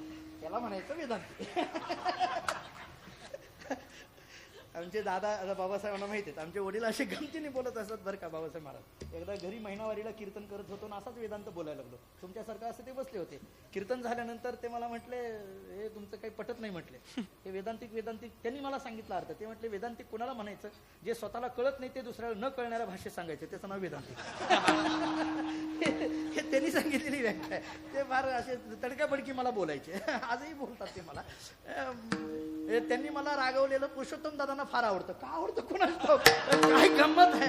त्यांनी जर मला म्हटलं ना, ते आम्ही इथं आलतो गुले महाराजांच्या कीर्तनाला, विठ्ठल गुलेची पुण्यतिथी आपल्या ज्ञानदर्शनमध्ये अविनाश महाराज पाटील सगळे होते. आम्ही केलं. मी तिथं कीर्तनात असं सगळं बोललो, काय बोलायचं. ते दादा आमच्या कीर्तनावर होते आणि इथंच मठात आलो आम्ही जेवताना. आणि जेवताना दादा मला म्हणले, हे तुझं काय हे वेदांतात तर पटलं नाही, तुला येतच नाही. तर पुरुषोत्तम दादाला एवढा आनंद झाला. ते म्हटले तुम्हाला यांना बोलणारा फक्त तुम्हीच आहे, दुसरं कोणच बोलत नाही म्हटले. आम्ही यांना बोलू शकत नाही म्हटले. असं काय प्रेमाचे संबंध आहेत, ऋणानुबंध आहेत, ते टिकविले जात आहेत. मला पुढे बोलायचं आहे. शशशृंग, ख पुष्प, वंध्या पुत्र ही सगळी उदाहरणं असताची आहेत. मग या जगाला सत म्हटलं तरी अडचण आहे, असत म्हटलं तरी अडचण आहे. म्हणून सत असताहून विलक्षण अनिर्वचनीय, आणि त्याला शब्द वेदांतांनी दिला मिथ्या. हा जो मिथ्या शब्द निर्माण झाला तो इथून झाला. याला सतही म्हणता येणार नाही, असतही म्हणता येणार नाही, म्हणून मिथ्या म्हणा. आणि मग अशी असणारी ही मिथ्या कार्य माया असलेली, की जिला मिथ्या म्हटलं जातं, त्या मायेने युक्त असलेला हा जीव अखंड अशा पद्धतीने दुःखामध्ये भरभटलेला दुःख जीव दिसून येतो. त्याच्याही पुढे थोडासा बोलायचं झालं तर भगवंताची स्वतःची भाषा आहे. ही जी माझी माया आहे ना, दैवी येशा गुणमयी मम माया. हे माझ्याच्याने कुणी जरी म्हटलं मी हे तरुण जाईल तर शक्य नाही. भगवान म्हणतात माझ्याकडे आल्याशिवाय होणं शक्य नाही. त्या कृष्णचरित्रामध्ये कुठंतरी माझ्या सहज एक वाचण्यात कथा आली. फार गोड कथा सांगितली जाते, फार गमतीने सांगितली जाते. काही नाही म्हणे, भगवान श्रीकृष्ण परमात्मा आणि सुदामदेव एकदा निघालेले होते आणि नदीच्या काठाने जात असताना काय झालं कोणास ठाऊक, सुदामदेवानी भगवंताला विचारलं. म्हटले कृष्णा मला तुला एक प्रश्न विचारायचा आहे. म्हटले काय? काही नाही म्हटले, तुझी माया फार विचित्र आहे असं सांगितलं जातं. म्हटले करशील तरी नो हे काही, राईचा डोंगर पर्वत राही, अशी नाटातली भाषा आपण कित्येकदा सांगतो. तू काहीही करू शकतो, तू करत नाही तर तुझी ती माया करते सगळं, असं सांगितलं. भगवान म्हटले सुदामा मी सख्य भक्तीचं सुख घेण्याकरता तुझ्याजवळ आलो, तू काय लागला हे वर्णन करायला. माझी आणि तुझी मैत्री आहे, मैत्रीमध्ये माझ्या सामर्थ्याचं वर्णन हे मैत्रीमध्ये नसतं. मैत्रीमध्ये मित्राच्या सामर्थ्याच्या वर्णनाहून मैत्री ठरत नाही. काय आहे दुर्दैवाने हा मोठा आहे म्हणून मी त्याच्याबरोबर मैत्री केली, हे मैत्रीचं लक्षण होऊ शकत नाही. ह्या सगळ्याच्या पलीकडे मैत्रीला जर आपण ही सगळी बंधनं लावायला लागलो, दुर्दैवाने माफी मागून बोलतो, म्हणजे मैत्री सुद्धा अलीकडे अशी व्हायला लागली की एकमेकाला तारखा देण्यावरनं मैत्री व्हायला. माफी मागून बोलतो, कोणी महिन्याला वाईट वाटून घेऊ नका, हे मैत्रीचं होत नाही. हे कारण महत्व होत ह्याच्या पलीकडे आणि स्तुती सुमन मैत्रीमध्ये येत नाहीत. मी स्तुती केली, मी जरा धाडस करून बोलतो, मी दादांची स्तुती करणं हे माझ्या मैत्रीचं होत नाही, द्योतक होत नाही. उलट मी कुठंतरी त्या मैत्रीमध्ये अंतर पाडतोय अशी माझी भावना आहे.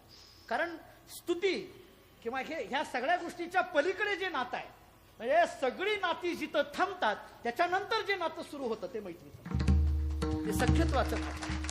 सख्य भक्ती वाचून घ्या नवविधा भक्तीमध्ये, काय त्या भक्तीची ताकद आहे, सख्य भक्तीची ताकद.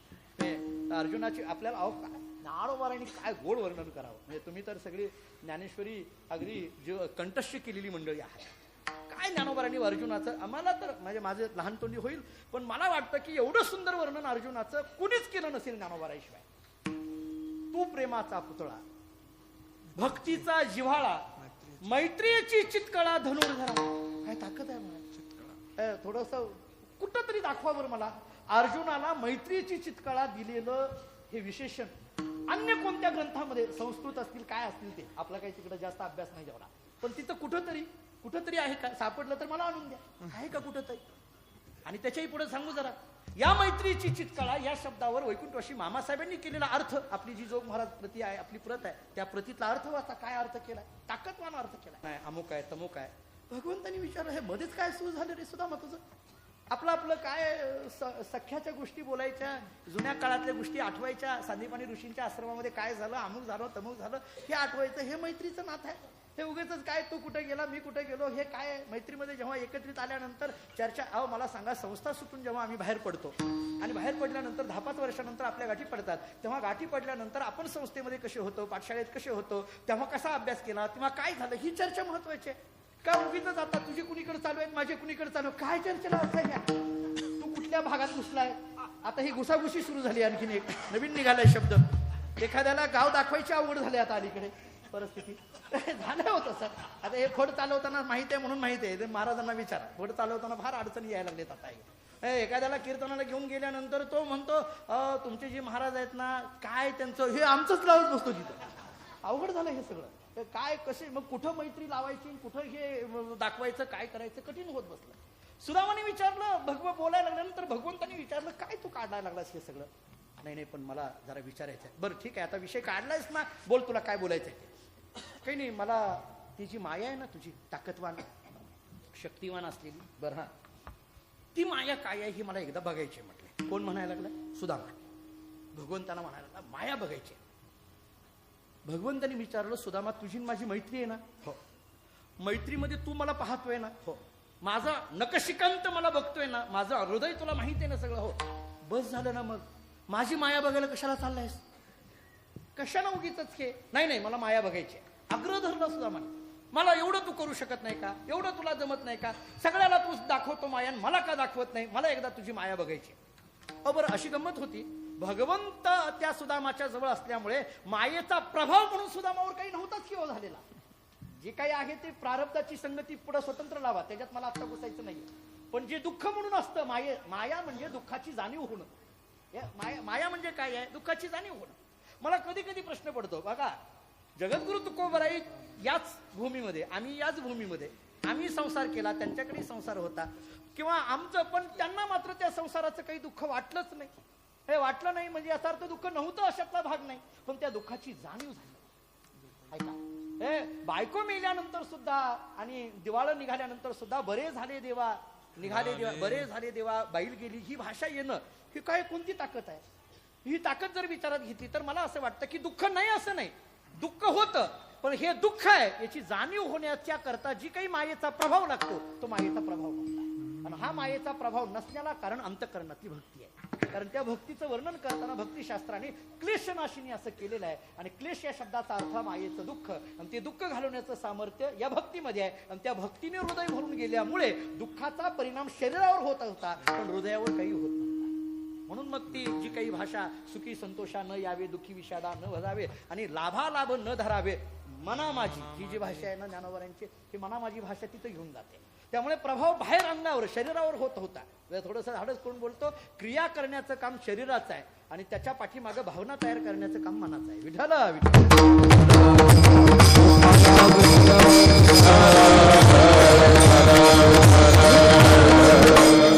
सुदामाने विचारलं, काय म्हटले? नाही मला माया बघायची. भगवंतांनी सांगितलं, नको रे बाबा, नाही पाहायचे. आता फारच आग्रह झाला, ठीक आहे, काही हरकत नाही. भगवंतांनी सांगितलं, योग्य वेळ आल्यानंतर दाखवतो. ठीक आहे. दोघं चर्चा करत करत निघाले. नदीच्या काठावरनं निघालेले असल्यामुळे एकदम एका नदी त्या काठावर आले.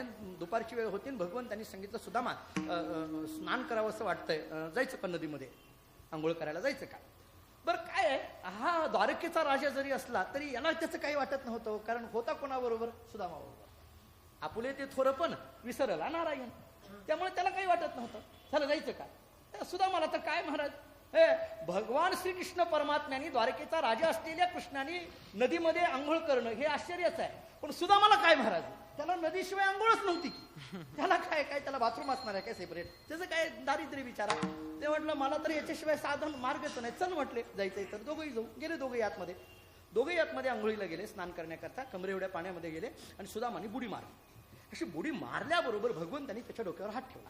डोक्यावर हात ठेवल्याबरोबर भगवंताची माया नावाची जी शक्ती आहे त्या मायेनं काम करायला सुरुवात केली. मायेनं प्रभाव करायला सुरुवात केली. भगवंताच्या आज्ञेने मायेने प्रभाव करायला सुरुवात केली. त्या सुदामाला असं वाटायला लागलं मी या पाण्यामध्ये वाहत वाहत निघालोय. वाटायला लागलं. गुरुवरे भाऊ सांगायचे वाटायला लागलं हा शब्द जिथं जिथं येतो तिथं तिथं माया म्हणा. वाटायला लागलो कारण कुठेही लावा तुम्ही, मी दाखवतो उदाहरण. वाटायला लागलं त्याला वाटायला लागलं मी वाहत वाहत निघालो. निघाल्यानंतर नेमकं एका बेटावर 5-50 माणसं उभा असलेली त्यांनी पाहिली आणि त्या 5-50 माणसांनी सुदामाला बाहेर काढलं आणि त्या प्रत्येकाच्या हातामध्ये हार होते. त्या प्रत्येकाने सुदामाच्या पुढे सरकून बोलू का जरा बरोबर असं आम्हाला हालायची सवय इकडे तिकडे असं व्हायला लागलं ते सगळं.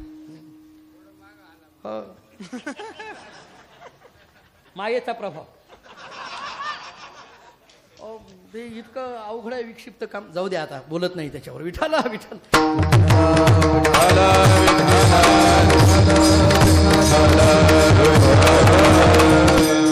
सुद्धा मला वाटायला लागलं आपण वाहत वाहत निघालोय. नेमकं त्या बेटावर जवळ आले. 5-50 माणसं होती. त्यांनी सुदामाला बाहेर काढलं. प्रत्येकाच्या हातामध्ये हार होते. प्रत्येकाने सुदामाच्या गळ्यात हार घातले. सुदामाला कळे ना हे हार कशाचे आहेत काय आहे. सगळ्यांनी हार घातलेले होते. सुदामाला आश्चर्य वाटलं कारण इतके हार त्याच्या गळ्यामध्ये कधी पडले नव्हते. अहो कोण टाकायचं हो सुदामाच्या गळ्यात एवढे काही. त्यानं काही कीर्तन केलं नाही. कोण टाकायला लागले त्याच्या गळ्यात हार. कोण टाकणार बिचाराला. कोणी हार नव्हता काही नव्हतं. आणि मग एवढे हार गळ्यामध्ये पडल्यानंतर त्याला आश्चर्य वाटायला लागलं. त्यांनी उत्सुकतेने विचारलं हे कशामुळे तुम्ही का हार घालायला लागलात. त्या सगळ्या लोकांनी आनंदाने सांगितलं सुदामजी काय आहे म्हटले आमचं एक ते छोटंसं नगर आहे बेट आहे. बरं मग याचा नगराचा राजा गेलेला आहे. बरं मग या नगराचा राजा गेला की दुसरा राजा कोणाला करायचं. मग आमच्याकडे एक नियम आहे नदीमध्ये कोण स्नान करत असेल किंवा वरतून कोणी पोहत आलेलं असेल जे कोणी असेल मग तो लहान असो मोठा असो त्याच्या गळ्यामध्ये हार घालायचे आणि त्यालाच या नगराचा राजा करायचा हा आमचा नियम आहे. सुदामाने विचारलं बरं मग या नदीमध्ये तुम्ही स्नान करत होता आत्ता त्यामुळे आम्ही सगळ्यांनी ठरवलं की तुम्ही आमच्या नगराचे राजे म्हणून हे 5-50 हार तुम्हाला राजा झाले म्हणून तुम्हाला घातलेले आहेत. सुदामाला एवढा आनंद झाला. तो म्हटला मग मी राजा झालो आता. हो हे नगर सगळं माझ्या ताब्यात. म्हटलं हो. सुदामाला एवढा आनंद झाला आणि सुदामा म्हणायला लागला बरं झालं त्या कृष्णाला सोडलं म्हणून राजा तरी झालो. कुठपर्यंत मागे फिरायचं कुठपर्यंत पिशवी वागायची हे एक शब्द आहे अलीकडे. कुठपर्यंत बॅगा घेऊन फिरायच्या. ती जुनी लोक म्हणायची बघा झाडाच्या सावलीखाली दुसरं झाड वाढत नाही. एका झाडाच्या सावलीखाली दुसरं झाड वाढत नाही. त्यामुळे झाडं एवढी वाढायला लागली त्यांच्या सावलीत कोणी बसे ना पण झाडच वाढायला लागली आता एवढी वाढायला लागली. आणि सुदामाने विचार केला बरं झालं त्या कृष्णाला सोडलं म्हणून मी राजा झालो. भले माझं छोटं राज्य असेल तो द्वारकेचा आहे मी छोट्या राज्याचा आहे पण राजा झालो. आपलंही काहीतरी अस्तित्व झालं. आपल्यालाही काही मान मर्यादा आली. आपल्यालाही कुणीतरी विचारायला लागलं आणि हे विचारलं पाहिजे. स्वतंत्र मान आला पाहिजे. म्हटले बरं झालं स्वतंत्र आपलंही काहीतरी स्थान निर्माण झालं. मलाही जेव्हा एखाद्या दरबारात एखाद्या मेळाव्याला बोलवतील तेव्हा मलाही राजा म्हणून आमंत्रण येईल आणि कृष्णालाही राजा म्हणून आमंत्रण येईल. तोही एका आसनावर असेल आणि मी एका आसनावर असेल का कारण तोही राजा मीही राजाच आहे ना. छोटा असेल पण राजाच आहे. झालं मलाही बरं झालं. तिथं बसला लग्न झालं 2-4 मुलं झाली काय आता. आणि ती राणी त्याची जी होती ती मेली. सगळे हळहळायला लागले रडायला लागले. हाही रडायला लागला. आणि मग त्या चितेजवळ त्या राणीला चितेवर ठेवलेलं होतं आणि मग आता चिता पेटवायची आहे. अग्नी दिला तेवढ्या 2-3 त्याच्याजवळ आले आणि 2-3 त्याला असं उचललं. सुदामाने विचारलं मला का उचलायला लागला. ते म्हटले आमचा एक नियम आहे दुसरा. म्हटले काय. या नगराची राणी मेली तर त्याच्याबरोबर राजालाही जाळून टाकायचं. म्हटले अगोदर जर राणी मेली तर राजालाही जाळून टाकायचं. सुदामा म्हटला पहिला नियम बरा होता हा दुसरा कठीणच आहे. म्हटल्या हा असं कसं काय. नाही म्हटले आमचा नियम आहे त्याला इलाज नाही. उचललं आणलं चितीवर झोपवलं. खाली अग्नी पेटलेला होता. चटके बसायला लागले आणि मग चटके बसायला लागल्यानंतर मात्र याला आठवण झाली. तो म्हणायला लागला उगीच कृष्णाला सोडलं चटके बसायला लागले. माणसाला कळतं पण चटके बसल्याशिवाय कळत नाही. म्हणून एखादा गेला की जाऊ द्यायचं. चटके बसला की परत माघारी येतोय. कुठं जात नाही. कुठं जात नाही. कळतं माणसाला. मूळ ह्याला सोडून जाऊन जमत नाही. माघारी आला. चटके बसायला लागले. पोळायला लागला. हाका मारायला लागला आणि मोठ्याने ओरडायला लागला कृष्णा धाव. पोळायला लागलं फार. चटके बसायला लागले खूप. म्हटले धाव रे बाबा पोळायला लागलंय पोळायला लागलंय पोळायला लागलंय पोळायला लागले अशी भाषा सुदामाच्या तोंडातून येत होती. भगवंतांनी त्याच्या डोक्यावरचा हात काढला आणि सुदामा त्या पाण्यातून बाहेर आला आणि मोठ्याने ओरडत होता, पोळायला लागले, पोळायला लागले, पोळायला लागले, पोळायला लागले, पोळायला लागले. भगवंतांनी त्याच्या अंगाला हात लावला आणि विचारलं, अरे काय चाललंय? थंड पाण्यात उभा आहे, थंडीचे दिवस आहेत आणि पोळायला लागले म्हणायला लागला, काय कळे ना. सुदामाने इकडं तिकडं पाहिलं आणि विचारलं, कृष्णा ते नगर कुठं गेलं, ती राणी कुठं गेली, ती चिता कुठं गेली, ते हार कुठे गेले, कुठे गेलं सगळं? भगवंतांनी सांगितलं, तुला थोडी माया दाखवली तर तुझी ही फजिती झाली. दाखवू का सगळी माया? नको म्हटलं, काही गरज नाही. मायेचा प्रभाव असा आहे. भगवान म्हणतात ही माया स्वतः तरुण जायचं म्हटलं तर शक्य नाही, त्याच्याकरता माझ्याकडे यावं लागेल. अघटित घटना अशी आहे, करशील तरी नो हे काही अशी आहे. आणि अशी असलेली जी माया, या मायेच्या प्रभावाखाली दबलेला हा जीव असल्यामुळे तो दुर्बल झाला. म्हणजे जीवाच्या दुर्बलतेचं पहिलं कारण मायेची सत्ता. एक. आता दुसरं कारण इंद्रियाच्या अधीन झालेला. महाराजांची भाषा आहे त्याला, इंद्रियाची दिनी आम्ही केलो नारायणे, आम्ही इंद्रियाच्या अधीन झालो. कित्येक प्रमाणे या संबंधाने विचार करता येण्यासारखे. विषय ओढी भुलले जीव, आता याची पूर्ण करील किव. ही तुकोबरांची भाषा जर पाहिली तर याचा अर्थ विषयाकडे धावणारा हा जीव आपल्या लक्षात येतो. किंवा मनोनी विषय भोगी जे सुख, हे साध्यंतेची जाण दुःख, परी काय की जे मूर्ख न सेविता न सरे. ही ज्ञानोबारांची भाषा. विषयाचे समसुख, बेगडाची बाहुली, आवराची सावली जाईल रया. ही ज्ञानोबारांची दृष्टांताची भाषा. या सगळ्या भाषा आपण ऐकल्यानंतर लक्षात येतं की इंद्रियाच्या अधीन झालेला हा जीव आहे म्हणून दुर्बल आहे. आणि तिसरा विचार सांगितला, कळी काळाची सत्ता या जीवावर आहे. हा जीव जो दबला तो कळी काळाची सत्ता या जीवावर आहे. आपल्याला या संबंधाने अनेक उदाहरणं दिली जातात. जे जे निर्माण झालेलं आहे त्याचा प्रत्येकाचा नाश आहे. उपजेते नाशिले पुन्हा. किंवा तुका म्हणे त्यांचे कळले आम्हा, जे जे कर्म धर्म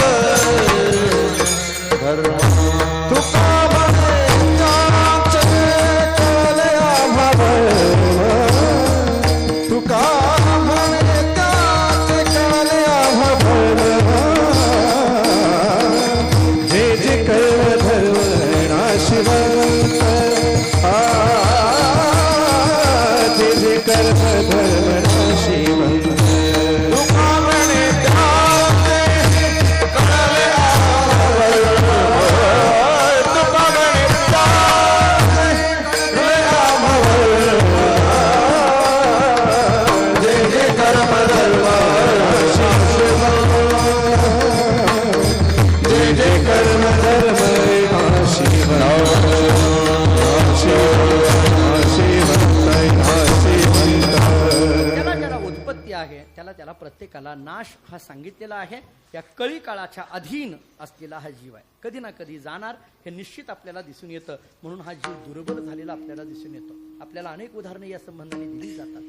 योगवासिष्ठातली भाषाही आपल्याला कानावर आहे. सहैव मृत्यूर व्रजती, सहैव मृत्यूर निषिदती, गत्वा सुदीर्घ मध्वानम सह मृत्यूर निवर्तते. हे रामचंद्र प्रभूंना उपदेश करताना वशिष्ठ ऋषींची भाषा प्रसिद्ध अशा पद्धतीची भाषा आहे. किंवा आपल्याकडे त्या यक्षप्रश्नामध्ये महाभारताने केलेलं चिंतन सुद्धा फार महत्वाचं आहे. अहनी अहनी भूतानी गच्छन्ति ह यमालयम शेषास्थावरम इच्छन्ति किमाश्चर्य मतपरम. ही आपल्याला महाभारताची भाषा सांगितली. किंवा कबीर महाराजांचं बोलणं किती गोड आहे. दसद्वारे का पिंजरा तामे पंछी कौन, रही बे तो अचरज है नहीं रहे तो अचरज कौन. कबीर महाराजांची जुनी हिंदी किती गोड आहे पहा. दसद्वारे का पिंजरा तामे पंछी कोण, 10 दरवाजाचा असलेला हा पिंजरा आणि त्याच्यामध्ये असलेला जीव नावाचा पक्षी. हा जर पक्षी राहिला, रहीबे तो अचरज है, अचरज म्हणजे आश्चर्य. हा जीव नावाचा पक्षी या देहामध्ये जर राहिला तर आश्चर्य आहे, जर नाही राहिला तर कशाचं आश्चर्य. नाही रहे तो अचरज कोण.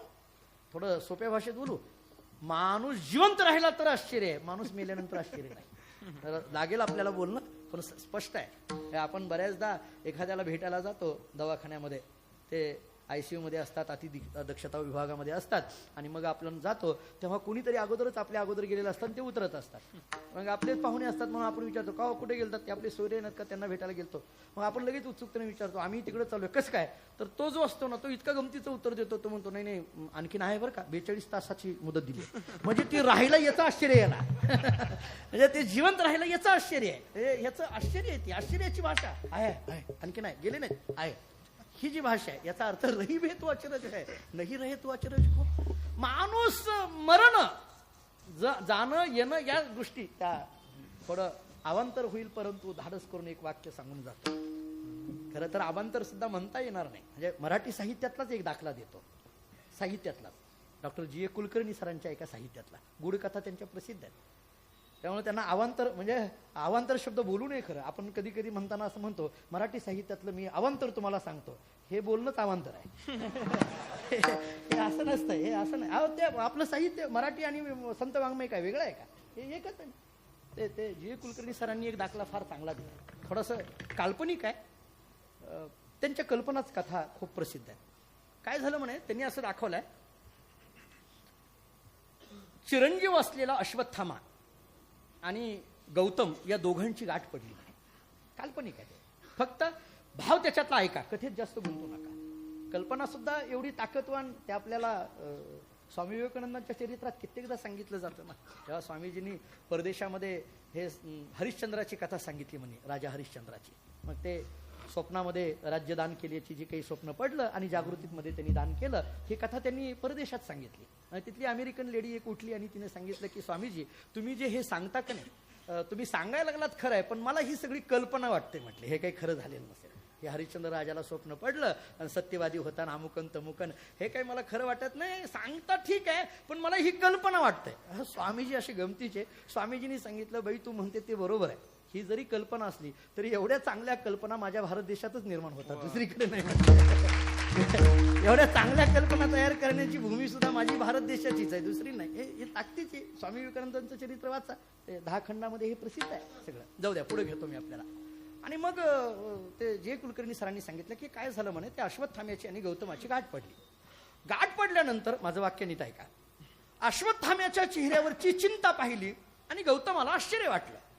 आणि गौतमाने विचारलं का हो तुम्ही तर चिरंजीव आहात, मृत्यू नाहीये तुम्हाला, आणि तरी तुम्ही चिंताग्रस्त दिसता, असं का? चिरंजीव असल्याने असं कुठं चिंताग्रस्त असायचं का? का तुम्ही एवढे चिंताग्रस्त दिसायला लागलात? काय तुम्हाला दुःख आहे? तेव्हा अश्वत्थाम्याने दिलेलं उत्तर फार गोड आहे. अश्वत्थाम्याने सांगितलं गौतमा मला काय दुःख आहे सांगू तुला, तुझ्या दुःखाला अंत आहे. ते 4 दुःख पाहिली अमुक तमुक सांगितलं ना, तुझ्या दुःखाला अंत आहे, पण माझ्या दुःखाला अंतच नाही म्हटले. गौतमाने विचारलं असं दुःख आहे तरी कोणतं? अश्वत्थाम्याने सांगितलं मी मरत नाही हेच दुःख आहे म्हटले, दुसरं काही नाही म्हटले.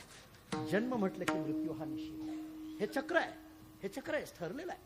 ते जाऊ द्या, कल्पनेतला विलास ते काय असेल, फक्त भाव त्यातला किती गमतीचा एवढं मला मांडायचं होतं. त्यामुळे कळीकाळाच्या अधीन असलेला हा जीव आहे, इंद्रियाच्या अधीन असलेला हा जीव आहे, मायेच्या अधीन असलेला हा जीव आहे. त्यामुळे कळीकाळाची सत्ता, इंद्रियाची सत्ता आणि मायेची सत्ता या तिघांच्या सत्तेमुळे दुर्बल झालेला हा जीव, या दुर्बल झालेल्या जीवाची दुर्बलता निघून जाणं आणि बलवत्तता प्रगट होण्याकरिता काय करावं लागेल? तुकाराम महाराज सांगतात ही मायेची सत्ता, इंद्रियांची सत्ता आणि कळीकाळाची सत्ता याने जी झालेली दुर्बलता आहे, ही दुर्बलता आमची निघून गेली आणि निघून गेली आम्ही बलवान झालो. ही दुर्बलता निघून गेली याचा अर्थ आम्ही बलवान झालो.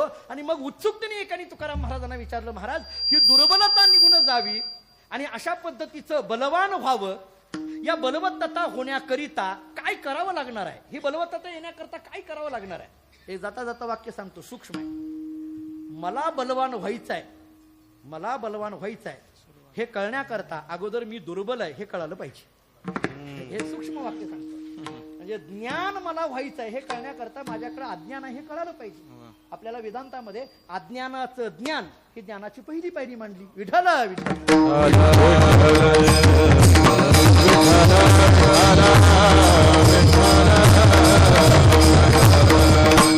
अहो मला हे येण्याकरिता मला हे येत नाही हे अगोदर मान्य केलं पाहिजे. मी महेश गुरुजींकडे शिकायला जायचं ठरवलं तर मी महेश गुरुजींना सांगितलं पाहिजे, मला गुरुजी मला चाल अजिबात येत नाही, वर स्वर माझा लागत नाही, मला काही येत नाही हे मी अगोदर मान्य केलं पाहिजे. मग गुरुजी मला कुठून शिकवायचं हे ठरवतील. मी जर म्हणायला लागलो की नाही मला हे येतंय, मला ते येतंय, मला हे येतंय, ते येतंय, मग म्हणतील ती आलाच कशाला माझ्याकडे येतंय तर काय, मला काय येत नाही हे मी मान्य केलं पाहिजे. मृदंग शिकायला गेलो तसंच आहे. तसं मी अभ्यास कीर्तनाचा किंवा कशाचा कोणत्या, मला हे वेदांतातला ग्रंथ आहे, मला भक्तिशास्त्रातला ग्रंथ आहे, मला ज्ञानेश्वरी कळाली नाही, मला ज्ञानेश्वरी आणखीन माहीत नाही, हे अगोदर माझ्या मनाला खुणगाट पडल्याशिवाय मी ज्ञानेश्वरीमध्ये प्रवेश करू शकत नाही. अगोदर मला त्याच्यात हे अगोदर मी माझी भूमिका केली पाहिजे. अज्ञानाचं ज्ञान ही ज्ञानाची पहिली पायरी आहे. त्यामुळे मला माझ्या ठिकाणी असलेलं दुःख, या दुःखाची जाणीव मला झाली पाहिजे. हे दुःख निवारण करणं माझ्या सामर्थ्याच्या बाहेर आहे याची जाणीव मला झाली पाहिजे. आणि हे दुःख निवारण करण्याचं सामर्थ्य कोणात आहे हेही मला कळालं पाहिजे. या 3 गोष्टी कळाल्यानंतर मग बलवान होण्याच्या दृष्टीने माणसाचा प्रवास होत असतो. मग तुकाराम महाराजांच्या त्या दृष्टीने तो मनुष्य म्हणायला लागला, महाराज ही बलवत्तता येण्याकरता काय करावं लागेल, काय कशाने ही बलवत्तता आली, दुर्बलता गेली आणि ही बलवत्तता आली, म्हणजे नेमकं झालं काय. महाराज सांगतात आम्ही बलवान झालो त्याचं एकच कारण आहे, अभंगाचं पहिलं चरण. बळीयाचे अंकित बळीयाचे अंकित बळीयाचे अंकित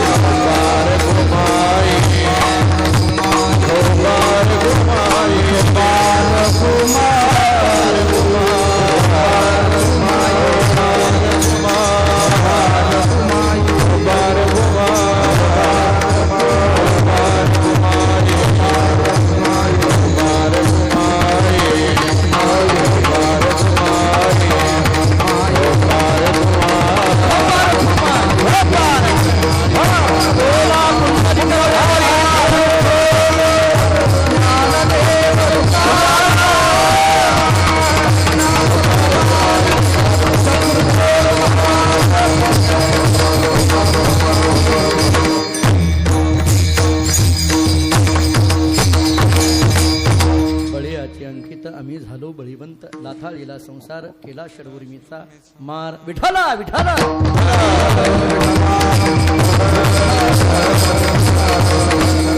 या अभंगाचा विचार करत करत असताना आतापर्यंत आपण थोडीशी प्रास्ताविक भूमिका पाहून आलो. हे पाहत असताना आपल्या लक्षात असं आलं की तुकाराम महाराज सांगतात की आम्ही बलवान झालो, पण बलवान होण्याकरता दुर्बलता काय आहे ही अगोदर लक्षात आली पाहिजे. ही दुर्बलता 3 कारणांनी जीवाच्या ठिकाणी निर्माण होते हे आपण पाहून आलो. एक मायेची सत्ता, दुसरी इंद्रियांची सत्ता आणि तिसरी कळी काळाची सत्ता. याच्यामुळे जीव दुर्बल होतो. ही दुर्बलता होण्याची कारणं आहेत. हे 3ही असणाऱ्या जे काही सत्ता आहेत या सत्ता निघून गेल्या, आम्ही बलवान झालो. अशी बलवत्तता येण्याचं सामर्थ्य प्राप्त झालं. ते कशामुळे? महाराज म्हणतात त्याला फार काही करावं लागत नाही, त्याला एकच करावं लागतं, बळीयाचे अंकित. एवढं झालं की या 3 गोष्टीची सत्ता निघून जाते आणि आम्ही झालो बळीवंत, अशी प्राप्ती होते. विठाला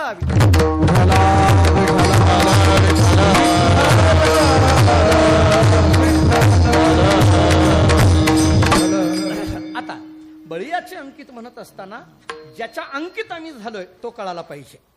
अंकित होणं म्हणजे काय ते कळालं पाहिजे. या अंकित होण्याने बलवत्तता कशी तयार झाली आणि त्याचे परिणाम काय झाले हे कळाले पाहिजे. आता 3च प्रश्न उत्तरार्धामध्ये आपल्या समोर आहेत. पहिला प्रश्न माझा असा आहे, महाराज सांगतात आम्ही अंकित झालो, पण कोणाच्या अंकित झालो? बळीयाच्या अंकित झालो. बळीयाच्या अंकित झालो म्हणजे नेमकं काय? हे बळीया म्हणजे आहे तरी नेमकं कोण? हा बळीया शब्द पांडुरंगाच्या संबंधाने महाराजांनी दिलेला आहे. बळीया माझा जो हा देवाचा देव, अशी भाषा आहे. आता किंवा गतीर भरता प्रभू साक्षी, ही भाषा आपण सगळी पहा. भीषाद वात पवते भीषोदेती सूर्या भीषद अग्निचंद्रश्य मृत्युर्धावती पंचमहा, ही उपनिषदातली भाषा आपल्या डोळ्यासमोर आली तर आपल्या लक्षात येतं की नेमकं बळीया हा परमात्मा नेमकं कसा आहे, ज्याच्या अंकित व्हायचं आहे त्याची ताकद आपल्याला लक्षात आली पाहिजे. किंवा अनंत हे नाम ज्या, असा आपल्याला विचार करता येण्यासारखा आहे. बहु आहे करुणावंत आणि अनंत हे नाम ज्या, हे अनंत हे नाम ज्या, हे बळीया शब्दाचं द्योतक आहे. विठ्ठल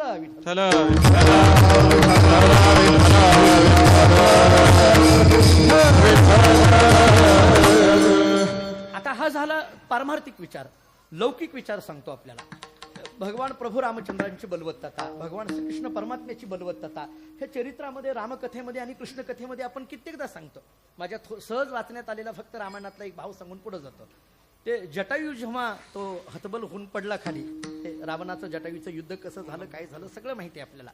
आणि मग तो असा पडलेला होता, तो जीव आणखीन त्याचा राहिलेला आहे, तो फक्त प्रभू रामचंद्रांच्या दर्शनाकरता. रामचंद्र प्रभूंची गाठ पडते. रामचंद्र प्रभूंनी त्याला मांडीवर घेतलं आणि रामचंद्र प्रभूंच्याच डोळ्यामध्ये अश्रू यायला लागले. त्या जटायूनं सगळं सांगितलं की नेमकं काय झालंय, कसं झालंय, सीतामाईला कोण घेऊन निघालेलं आहे, त्या रावणाचं आणि माझं युद्ध कसं झालं, त्यांनी त्या युद्धामध्ये मला कसं फसवलं, हे सगळं सांगितलं. त्यांनी कसा दगा दिला हे सगळं सांगितलं. कबीर महाराजांचा एक दोहा फार गोड आहे.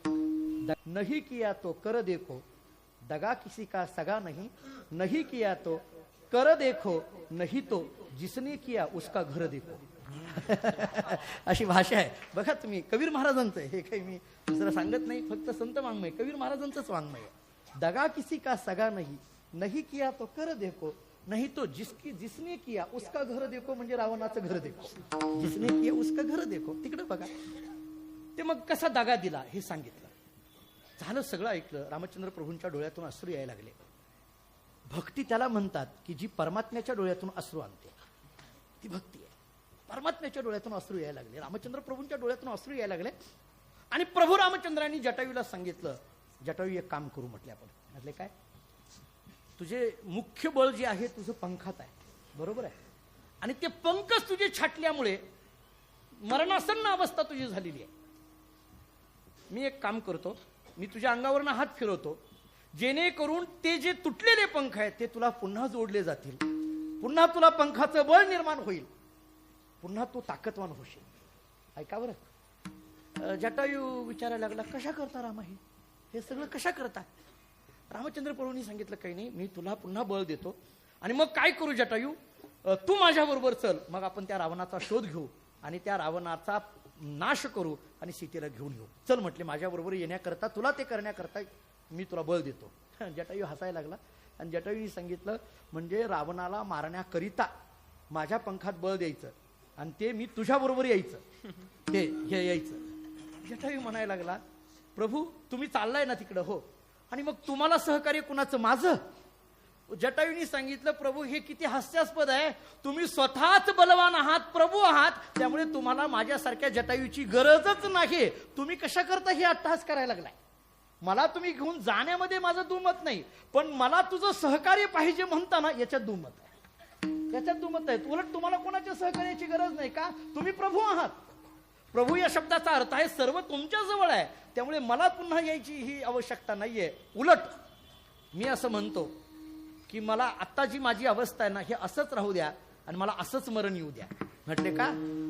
जटायूंनी सांगितलं, प्रभू तुम्ही जरा विचार करा, मरणाच्या वेळेला माझं जे डोकं आहे ते तुमच्या मांडीवर आहे, माझ्या डोळ्यामध्ये तुमचं रूप आहे आणि माझ्या तोंडामध्ये तुमचं नाम आहे, याच्यापेक्षा चांगलं मरण आणखीन कोणतं असतं? म्हटलं याच्यापेक्षा चांगलं मरण कोणतं असतं? हे जटायू जरा बघा, रामायणातला जटायू या अंगाने कधीतरी बघा, किती जटायू किती सुंदर सांगितलंय. मी धाडस करून वाक्य बोलून जाऊ का? काय होतंय, आपण 7 दिवसात रामायण होतच नाही बाबा, म्हणजे माझ्या माहितीप्रमाणे. आणि काय मोठमोठी रामायण करायचं, रामायण होत नाही, अख्खी कथा सांगून होत नाही. आपण आता असं कधीतरी करायला पाहिजे, 7 दिवसात फक्त राम सांगायचे, 7 दिवसात फक्त लक्ष्मण सांगायचे, 7 दिवसात फक्त भरत सांगायचे, 7 दिवसात फक्त शत्रुघ्न सांगायचे. शत्रुघ्न सुद्धा निघतो मला, 7 दिवस फक्त अभ्यास करावा लागतो. निघतंय नाही असं नाही, निघतंय नाही असं नाही. तुम्हाला काय सांगू, म्हणजे तुम्ही फक्त भावार्थ रामायण घेऊन बसा, काय दुसरं घेऊन बसला तर अगदी दुधात साखर, नाही असं नाही. पण रामायण भावार्थ रामायण जरी घेऊन बसताना शत्रुघ्न वाचायचा ठरवलं ना, फक्त शत्रुघ्न तुम्हाला 7 दिवस सांगता येईल, इतकं शत्रुघ्नाचं चरित्र आहे. शत्रुघ्न शब्दापासून सुरू झालेलं चरित्र आहे, किती गोड आहे. मंदोदरी फक्त हे सगळं जाऊ द्या, हे जटायू पक्षी आहे, याचं नुसतं चरित्र सांगायचं म्हटलं तर 7 दिवस पुरेल इतकं चरित्र आहे, किती गोड चरित्र. त्या जटायूच्या कथेतून मला सांगायचं आहे बळीया कसा आहे, रामचंद्र प्रभू बलवान कसे. कृष्णचरित्र तर आपण अनेकदा ऐकतोय, तो बलवान कसा आहे. अशा बळीयाचे अंकित झालो. हे अंकित होणं म्हणजे नेमकं काय? अंकित झालो म्हणजे सेवक झालो, सेवक झालो म्हणजे आम्ही दास झालो. हे दास होणं या शब्दाचा अर्थ नेमकं काय? दास या शब्दाची भूमिका नेमकी काय? दास या शब्दाचा अर्थ करत असताना या दासाची काही लक्षणं करता येण्यासारखी आहेत का? या दासाच्या काही लक्षणाचा भक्तिशास्त्राने केलेला विचार फार गोड आहे. भक्तिशास्त्र असं सांगतात, दास कोणाला म्हणायचं? ज्याच्याकडे आश्रितता, आज्ञता, विश्वासार्हता आणि विनम्रता हे 4 गुण ज्याच्याकडे आहेत त्याला म्हणायचं दास. विठ्ठला विठ्ठला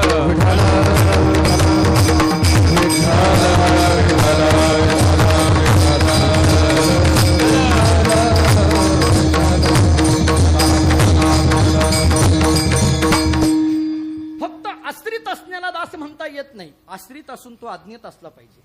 आश्रित आणि अज्ञात असून जमत नाही, तो विश्वासू असला पाहिजे. आणि विश्वास आश्रित आणि अज्ञात असून जमत नाही, तो विनम्र असला पाहिजे. काही आश्रित असतात पण अज्ञात नसतात, हे जवळ असतात पण ऐकत काहीच नसतात. काही माणसं बघा जवळ असतात, ऐकायचं काहीच नाही पण सोडायचं मात्र नाही, जवळ बसायचं. जवळ कायम असतात महाराज. आपल्यालाच लाज वाटते काम सांगायची का, भर माणसात नाही म्हणल्यावर काय करायचं म्हणतात महाराज. नाही असं नाही, काय अवघड जातं. जवळ तर असतात बसलेले, कायम बरोबर असतात. मग लोकांना असं वाटतं हे महाराजांच्या कायम बरोबर आहे, अहो नुसतंच बरोबर, काय ऐकत काहीच नाही ना, काय करता बरोबर असून फक्त आश्रित आहे, अज्ञेत नाही, उपयोग नाही चालत. दास होण्याकरता फक्त आश्रित असून जमत नाही, अज्ञेत असावं लागतं. दास होण्याकरता आश्रित आणि अज्ञेत एवढं असून जमत नाही, विश्वासार्थ असावी लागते. विश्वास पाहिजे का नाही? काही लोक आश्रित असतात, अज्ञेत असतात. आपण सांगितलं का नाही हे करून ये, होय म्हणतात पण गॅरंटी नाही, जाईल याची शाश्वती नाही, तिथपर्यंत पोहोचेल असं जमत नाही. कितीतरी उदाहरण आपण आता ते नोकर मालकाची उदाहरणं कित्येक आपण सांगतो. आम्ही महाराजांच्या मुखातून कित्येकदा ऐकली. एखाद्या मालकाने नोकराला सांगितलं हे काम कर, तर तो तिथपर्यंत जाईल याची शाश्वती नाही. म्हणजे एखाद्या वेळेस त्याला पैसे दिले तर तो तिथपर्यंत पोहोच करेल याची शाश्वती नाही, म्हणजे विश्वासार्हता नाही. जाऊ दे, आता पुढचा मुद्दा घेतो, विनम्रता. 4था मुद्दा मला मांडायचा, विनम्रता. आश्रित आहे, अज्ञात आहे, विश्वासार्हतेत आहे, पण विनम्र नसेल तर दास होत नाही. हे विनम्रता पण असली पाहिजे. ह्या 4 गोष्टी असेल त्याला दास म्हणता येईल. ही हरिदास्यत्वाची भूमिका आहे. दास्यत्वाची जी भक्ती आहे ती फार कठीण आहे. हे दास्यत्व येणं फार कठीण आहे. त्या माझ्या कुठंतरी पुराणामध्येच माझ्या माहितीप्रमाणे ते गीता प्रेसच्या काही अंक वाचण्यात आले. त्याच्यात ब्रह्मवैवर्त पुनराणातलं एक वचन माझ्या वाचण्यात आलं. सगळं जसेच असं शुद्ध माझ्या लक्षात येईल असं सांगता येत नाही, पण सुरुवात करतो त्याची.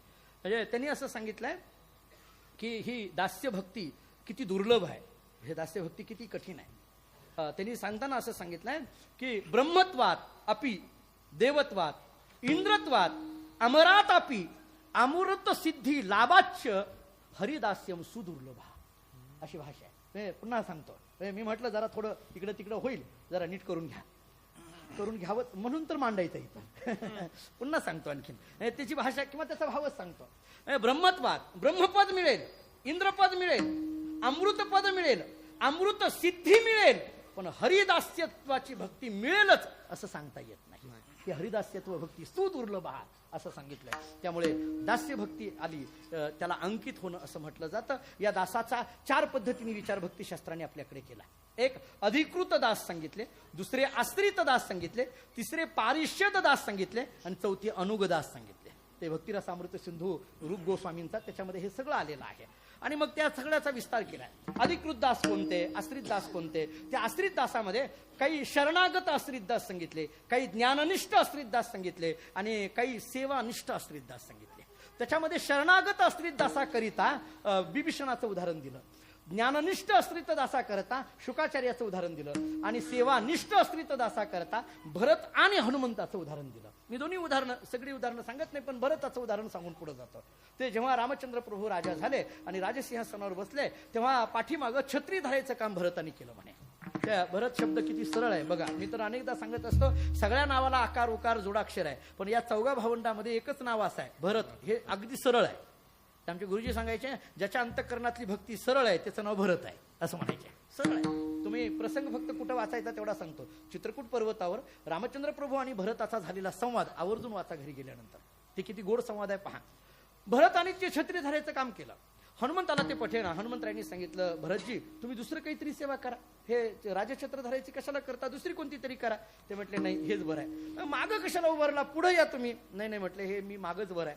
खूप विनंती केली तरी ऐकायला तयार नाही. म्हणून हनुमंतरायांनी प्रभू रामचंद्रांना विनंती केली. म्हणजे प्रभू तुम्ही तरी सांगा भरतांना, ते मागे उभा आहेत आणि छत्री धरून उभे आहेत, त्यांना तुम्ही तरी सांगा. प्रभू रामचंद्रांनी सांगितलं हनुमंता तो भरत माग आहे ना तोच बरा आहे आणि छत्री धरून उभा आहे ना तोच बरा आहे, त्याला राहू दे मागं. हनुमंतरायांनी विचार केला हे खुर्चीवर बसली की बिघडली की, हे तेव्हापासून चालत आले, आताचा अशातला भाग नाही. मला वाटलं होतं यांना काही होणार नाही, पण यांनाही गुण लागला. आणि तसंच असते महाराज, बसलं की सुरू होत आहे. फक्त बसायचाच अवकाश तिथं, बरोबर आहे का नाही, सुरू होतं. मग कुणी असेल ते म्हटलं यांनाही असं गोंधळ झाला यांचाही, काय करावं, असं कसं काय म्हटले तुम्ही बोलायला लागलात. तेव्हा रामचंद्र प्रभूने दिलेलं उत्तर ऐका. प्रभू रामचंद्रांनी सांगितलं हनुमंता भरत मागा आहे तेच योग्य आहे, छत्री धरून उभा आहे तोच योग्य आहे. काय योग्य आहे. रामचंद्र प्रभूंनी सांगितलं हनुमंता नीट ऐक, भरत हा साधू आहे, भरत हा संत आहे आणि तो राजछत्र धरून उभा आहे. भरतासारख्या साधूंनी राजछत्र धरल्याशिवाय हा राम सुद्धा राजा राज्य करू शकत नाही. हा त्यातून निघालेला अर्थ आहे.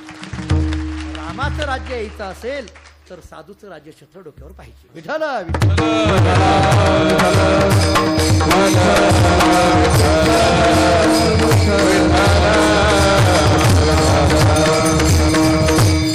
हरिदास्यत्व अंतःकरणामध्ये आलं. महाराज सांगतात अशा पद्धतीचे आम्ही अंकित झालो, अशा पद्धतीचे आम्ही सेवक झालो, दास झालो, बळीयाचे अंकित. आम्ही अशा पद्धतीचं अंकित झालो. म्हटले त्या अंकित झाल्यामुळे काय झालं, आम्ही झालो बळीवंत. बळीवंत झालो आणि बळीवंत झाल्यामुळे ज्या संसाराचं दुःख सगळ्यांना वाटायला लागलं त्या संसाराला आम्ही लाथ मारली. लाथाडीला संसार, लाथाडीला संसार, लाथाडीला संसार, लाथाडीला संसार, लाथाडीला संसार, लाथाडीला संसार.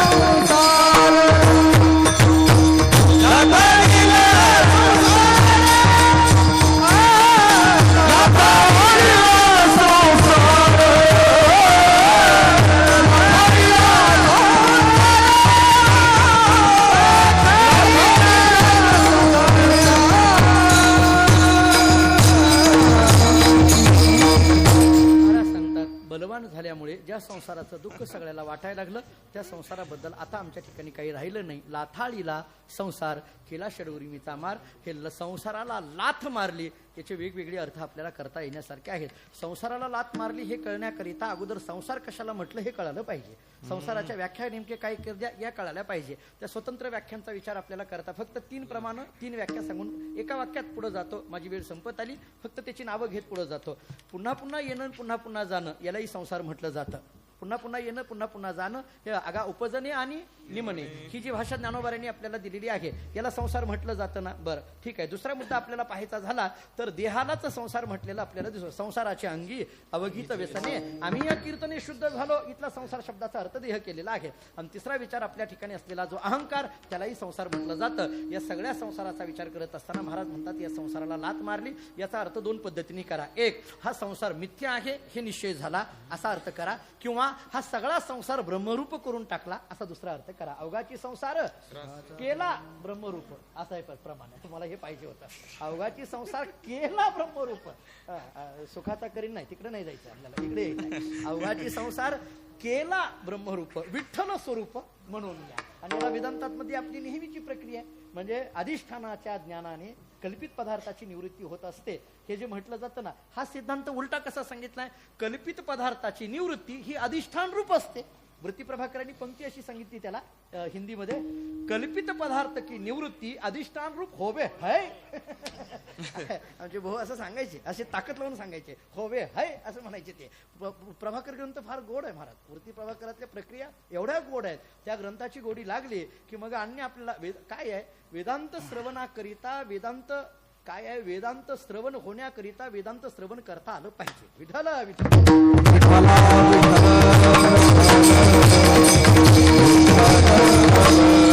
माझे निश्चलदाजी हा हिंदी विचारसागर काढा निश्चलदाजींचा. त्याच्यातले उल्लेख पहा तुम्ही.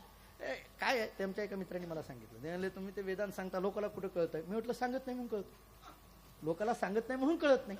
तुम्ही सांगायला लागा कळायला लागतंय नाही असं नाही. त्या सांगायला लागल्यानंतर त्या भूमिका आपल्याला सगळ्या कळायला लागतील नाही असं नाही. लाथाळीला संसार हे पाहत असताना या संसाराच्या भिन्न भिन्न व्याख्या याच्यातला एक विचार मी आपल्याला मांडत होतो की पूर्ण अधिष्ठान रूप झालेला ब्रह्मरूप केला असा म्हणा. मग तिथं लाथाळीला संसार ही भूमिका आपल्याला सगळं लगेच लक्षात येईल. केला षडउर्मीचा मार हे झाल्यामुळे आतापर्यंत ज्या सगळ्या या प्रापंचिक विषयाबद्दलची आसक्ती होती ती आसक्ती संपली. जनतन धन केले तृणाही समान. आता हे तिन्हीकडे लावून घे. जन केले तृणाही समान, तन केले तृणाही समान आणि धन केले तृणाही समान. याची सगळी संगती प्रमाण आपण सुज्ञ आहात. त्याच्यात वेळ घालवण्याची मला आवश्यकता वाटत नाही. जन केले तृणाही समान, तन केले तृणाही समान. जन केले तृणाही समान ऐकण्याकरता ऐसा हा लौकिक कदा राखवे ना एवढा अभंग वाचा आणि शेवटचं चरण फक्त डोळ्यासमोर घ्या. तो का म्हणे आता ऐका वचन आणि तेजोनिया जनभक्ती करा. कसंही करायला गेलं तरी त्रास होणार आहे. म्हणून तुम्ही काय करा ते उदाहरण त्याला कितीतरी उदाहरण दिलं जातं. त्या घोड्यावर बसलेलं उदाहरण मी महाराजांच्या दृष्टांत संग्रहात वाचलेलं आहे. थोडं कितीतरी सांगितलेलं आहे. त्यामुळे त्यांच्या समोर त्यांचं सांगायला काय हरकत आहे आपल्याला. तरी ते उदाहरण तुम्ही वाचा लगेच. ते उदाहरण महाराजांनी त्याच दृष्टीने आपल्याला दिलेलं दिसून येतं. म्हणजे सिद्धांत मला तर कधी कधी मी एक सांगू का हे पुन्हा त्यांची स्तुती करतोय अशातला भाग नाही. पण मी महाराजांना एकदा म्हटलंय महाराजांना म्हटलं अहो सारख्या सारख्या वेदांत प्रक्रिया सांगणं एखाद्या वेळेस सोपं आहे. पण सारख्या सारख्या गोष्टी उदाहरणं कुठून काढतात कोणाच ठाऊक. कशा येतात बरं हे परत उदाहरण येत नाही. अहो तासाभरात पुन्हा यायचं नाही. म्हणजे उदाहरणं शोधणं आणि त्या कल्पकतेने समाजाच्या समोर मांडणं आणि त्याला सिद्धांताची बैठक देणं हे फार कठीण आहे. आणि हे केलं त्यांचं नाव इंगळे महाराज आहे. त्यांचं नाव इंगळे महाराज. मी पुन्हा बोलतो त्यांची स्तुती करण्याकरता उभा नाही. मी दृष्टांत संग्रह त्यांचा वाचलाय. बरं आजचा संबंध नाही. मी 25 वर्षापासून त्यांना मी पाहतोय. त्यामुळे हे ताकद ही समाजासमोर कोणताही दृष्टांत तुम्ही कधीही त्यांचं कीर्तन ऐका एकही दृष्टांत बिगर सिद्धांताचा बाहेर पडला आणि एकही दृष्टांत बिगर प्रमाणाचं कधी बाहेर पडलं. त्या प्रमाणबद्ध मग ती ज्ञानेश्वरीतला असेल भागवतातला असेल तुकोबरायचा असेल काही असेल पण त्याला प्रमाण दिल्याशिवाय महाराज ती गोष्ट कधी पुढे घेऊन गेले नाहीत. मला पुढे बोलायचं आहे. जन केले ही तृणा समान, तन केले तृणा समान, धन केले तृणा समान. हे सगळं झालं. लाथाळीला संसार केला षडउर्मीचा मार. महाराज सांगतात आम्ही बलवान झाल्यामुळे आमच्या ठिकाणी जी भक्तीची ताकद निर्माण झाली ती भक्तीची ताकद भगवंताच्या कृपाछत्राखाली असल्यामुळे ज्ञान प्राप्त झालं. लाथाळीला संसार भगवंताच्या कृपाछत्रामध्ये असल्यामुळे वैराग्य निर्माण झालं. जनतन धैन्य केले तृणाय समान. भगवंताच्या कृपाछत्राखाली असल्यामुळे भक्ती निर्माण झाली, मुक्तीवर पाय देण्याची ताकद आली. हे फार कठीण आहे. भक्ती निर्माण झाल्यानंतर मुक्तीच्या डोक्यावर पाय द्यायची ताकद फार कठीण आहे. त्या ज्ञानोत्तर भक्ती लक्षणा म्हणून जे आपल्याकडे दिलंय, ज्ञानोत्तर प्रेम लक्षणा भक्ती माझा आवडीचा विषय आहे. अनेक त्याच्यावर आपल्याला ग्रंथ उपलब्ध आहेत. विशेष उल्लेख करून जाईल. संत श्री गुलाबराव महाराजांचं वाङ्मय हे केवळ आणि केवळ ज्ञानोत्तर प्रेमलक्षणा भक्ती प्रगट होण्याकरता निर्माण झालेलं वाङ्मय. पुढं मूळ ज्ञानोबारांनी ती भूमिका मांडली. आचार्यांनी प्रबोध सुधाकरामध्ये तर प्रचंड त्याच्यावर चर्चा केली, कशी ही ज्ञानोत्तर प्रेमलक्षणा भक्ती तयार होते, म्हणजे साधन भक्ती कशी आहे, ज्ञानलक्षणा भक्ती कशी आहे आणि मग ज्ञानोत्तर प्रेमलक्षणा भक्ती कशी आहे. प्रबोध सुधाकरामध्ये टप्प्याटप्प्याने मांडलाय. माझ्या या 4थ्या चरणाला विषय महत्वाचा आहे म्हणून थोडी चर्चा करतो 1-2 मिनिटाची. भक्ती जी आहे ती भक्ती कशी आहे, ही मुक्तीवरही पुढं म्हणून भक्तीला पंचम पुरुषार्थ म्हटलं. आपल्याला 5वा पुरुषार्थ म्हणून भक्तीला म्हटलं. हे त्याच्याही पुढं किंवा आपण रोज प्रमाणे पाहतो, मुक्तीवरील भक्ती जाण अखंड मुखी नारायण, तुकोबरांची भाषा आहे. मुक्तीवरील भक्ती जाण ना. मी जाऊ द्या, ह्याला एक दाखला देतो आणि विषय संपून टाकतो. आता म्हणजे नाही, कीर्तनच संपून टाकतो. तुम्हाला वाटेल हा विषय संपला की परत हाय काय यांचं. नाही, संपवतो आता. बस झालं आता. हे भांडवल संपलं असं नाही बनला, हेही सांगतो. नाही पण काही जागाच असे असतात महाराज बाबा की बोलत राहावं वाटतं. काय ते फक्त त्याच्यातला मला भावलेला एक विचार, मी ते कुठं आलाय तेही सांगतो. जसं महाराज पुराव्यासहित बोलतात तसा तो पुरावा देऊन जातो. अखंडानंद सरस्वतीजी महाराजांची काही पुस्तकं तुम्ही वाचा, आवर्जून वाचा. त्यांची काही पुस्तकं आहेत. त्याच्यामध्ये चारुचिंतन नावाचं एक पुस्तक आहे, रामायणामृत नावाचं एक पुस्तक आहे, आवर्जून वाचा. फार गोड पुस्तक आहे. त्यांनी एक दाखला दिलाय, फार गोड आहे. मला शेवटच्या चरणावर फक्त बोलायचं आहे आता. मुक्तीपेक्षा भक्ती कशी श्रेष्ठ आहे. काय झालं म्हणे, भगवान श्रीकृष्ण परमात्म्याला कथाभाग सांगून त्याच्यातनं पटवून देतो. त्या यशोदेनी पकडलं, ते चोरी करताना पाठीमागं लागले, ते सापडत नव्हता, तो पकडला आणि बांधायचं ठरवलं त्याला. त्याने मग त्या उखळाला बांधायचं ठरवलं, कारण तो उखळावर उभा राहून चोरी करत होता, त्या शिंक्याजवळ गेलेला होता. आणि मग त्या उखळाला दोऱ्या बांधल्या आणि कृष्णालाही बांधलं. बांधता बांधता ती यशोदा त्या उखळाला दोऱ्या अधिक बांधत होती, अशा गाठी जास्त बांधत होती त्या उखळाला. त्या गवळणी हसायला लागल्या. त्या गवळणीने विचारलं, अगं वेळ लागलंच का तुला यशोदे? अगं त्या कृष्णाला बांधतेस हे ठीक आहे, पण त्या उखळाला का बांधायला लागली? ते दगड आहे, त्याला का बांधायला लागली? ते काही जाणार आहे का कुठं? ते दगड कुठं नाही. दगड, घरातला दगड निघाला आणि अमृतनाथ स्वामी मठात जाऊन कीर्तन ऐकायला बसला. शक्य आहे का? दगड कुठं घरातून येतात का बाहेर?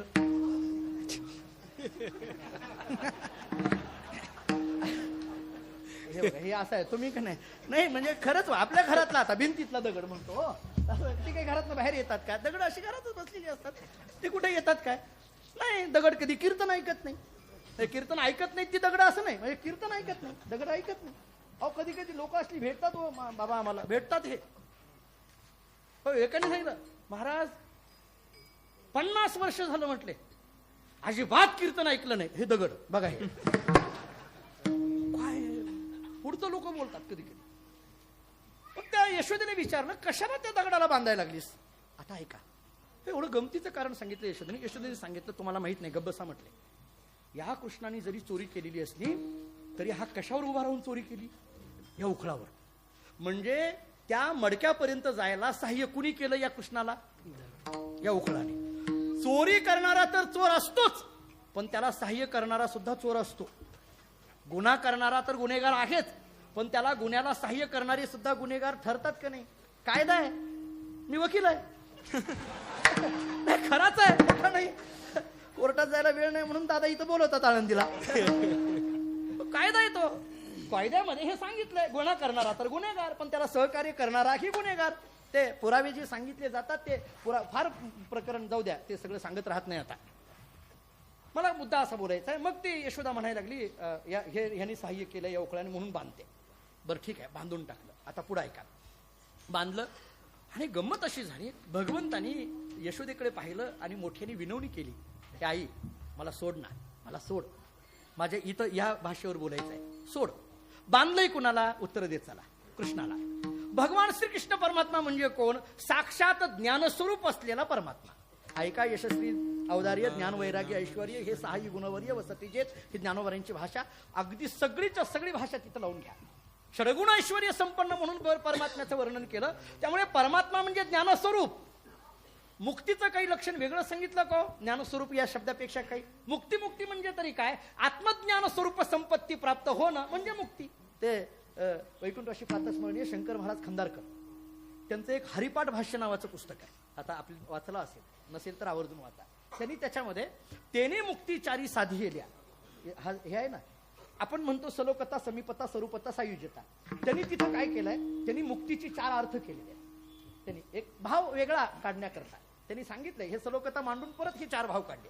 त्यांनी भाव काढत असताना आत्मज्ञान स्वरूप संपत्ती, शोकादी राहित्य, बंध निवर्तकता आणि देह विस्मृती अशा 4 भाव प्रगट होणं म्हणजे त्यांनी मुक्ती चारी साधियेल्या. हे मुक्तीचे 4 अर्थ एखाद्या महात्म्याच्या जीवनामध्ये प्रगट होणं म्हणून त्याने मुक्ती चारी साधियेल्या असा अर्थ त्यांनी केलाय. म्हणजे पहिला केलाय, परत हा एक केला.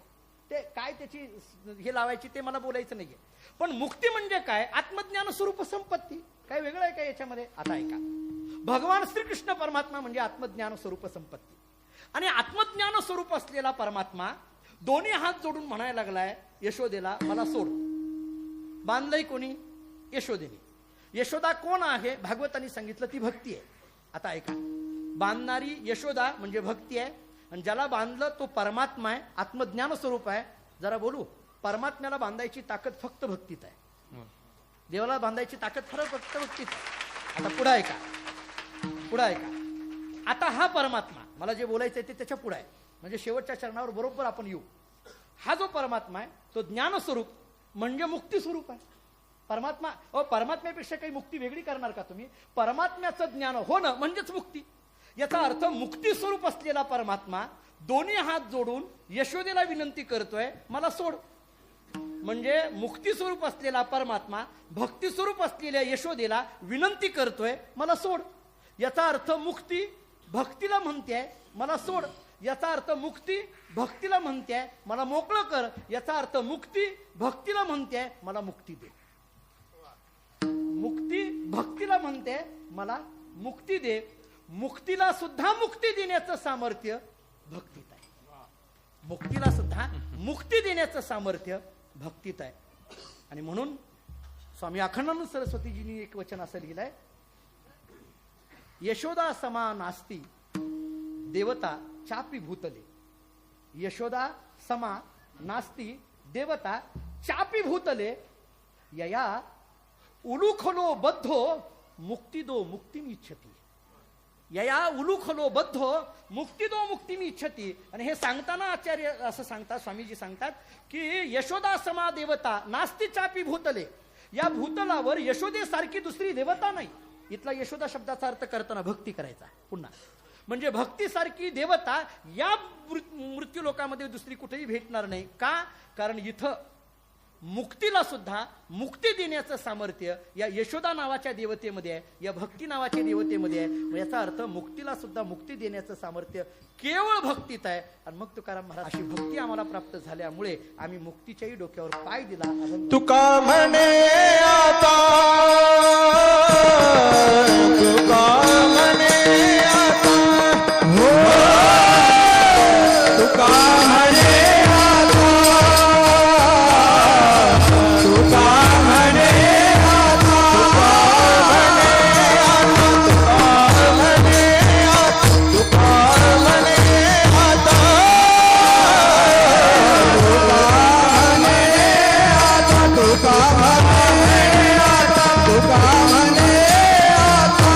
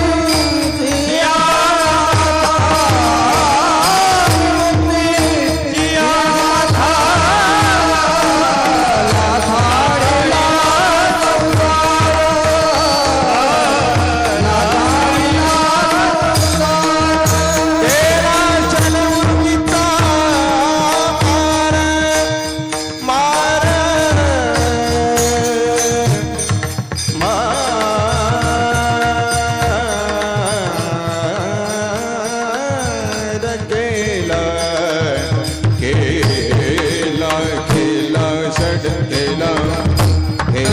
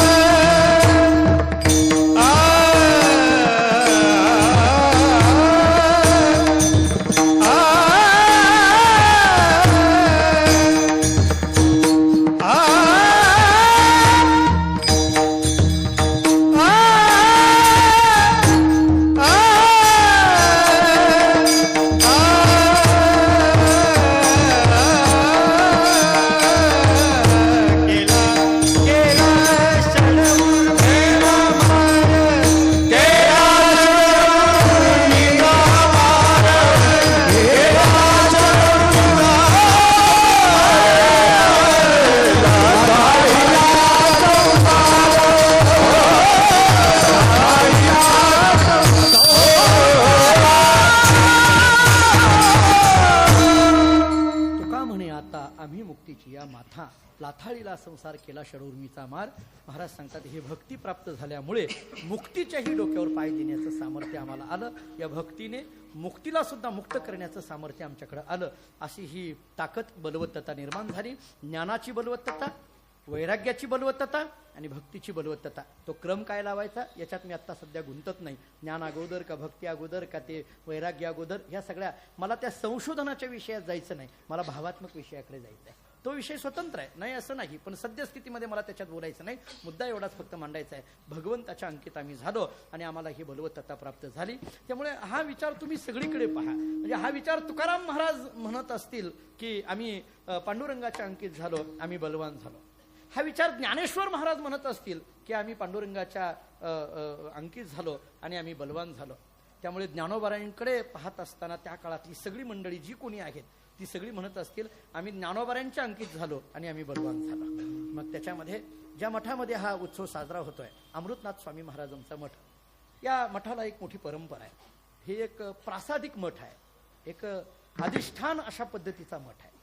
काही मठाच्या ज्या परंपरा आहेत त्या मूळ परंपरेकडे आपण जरा थोडंसं चिंतन केलं पाहिजे.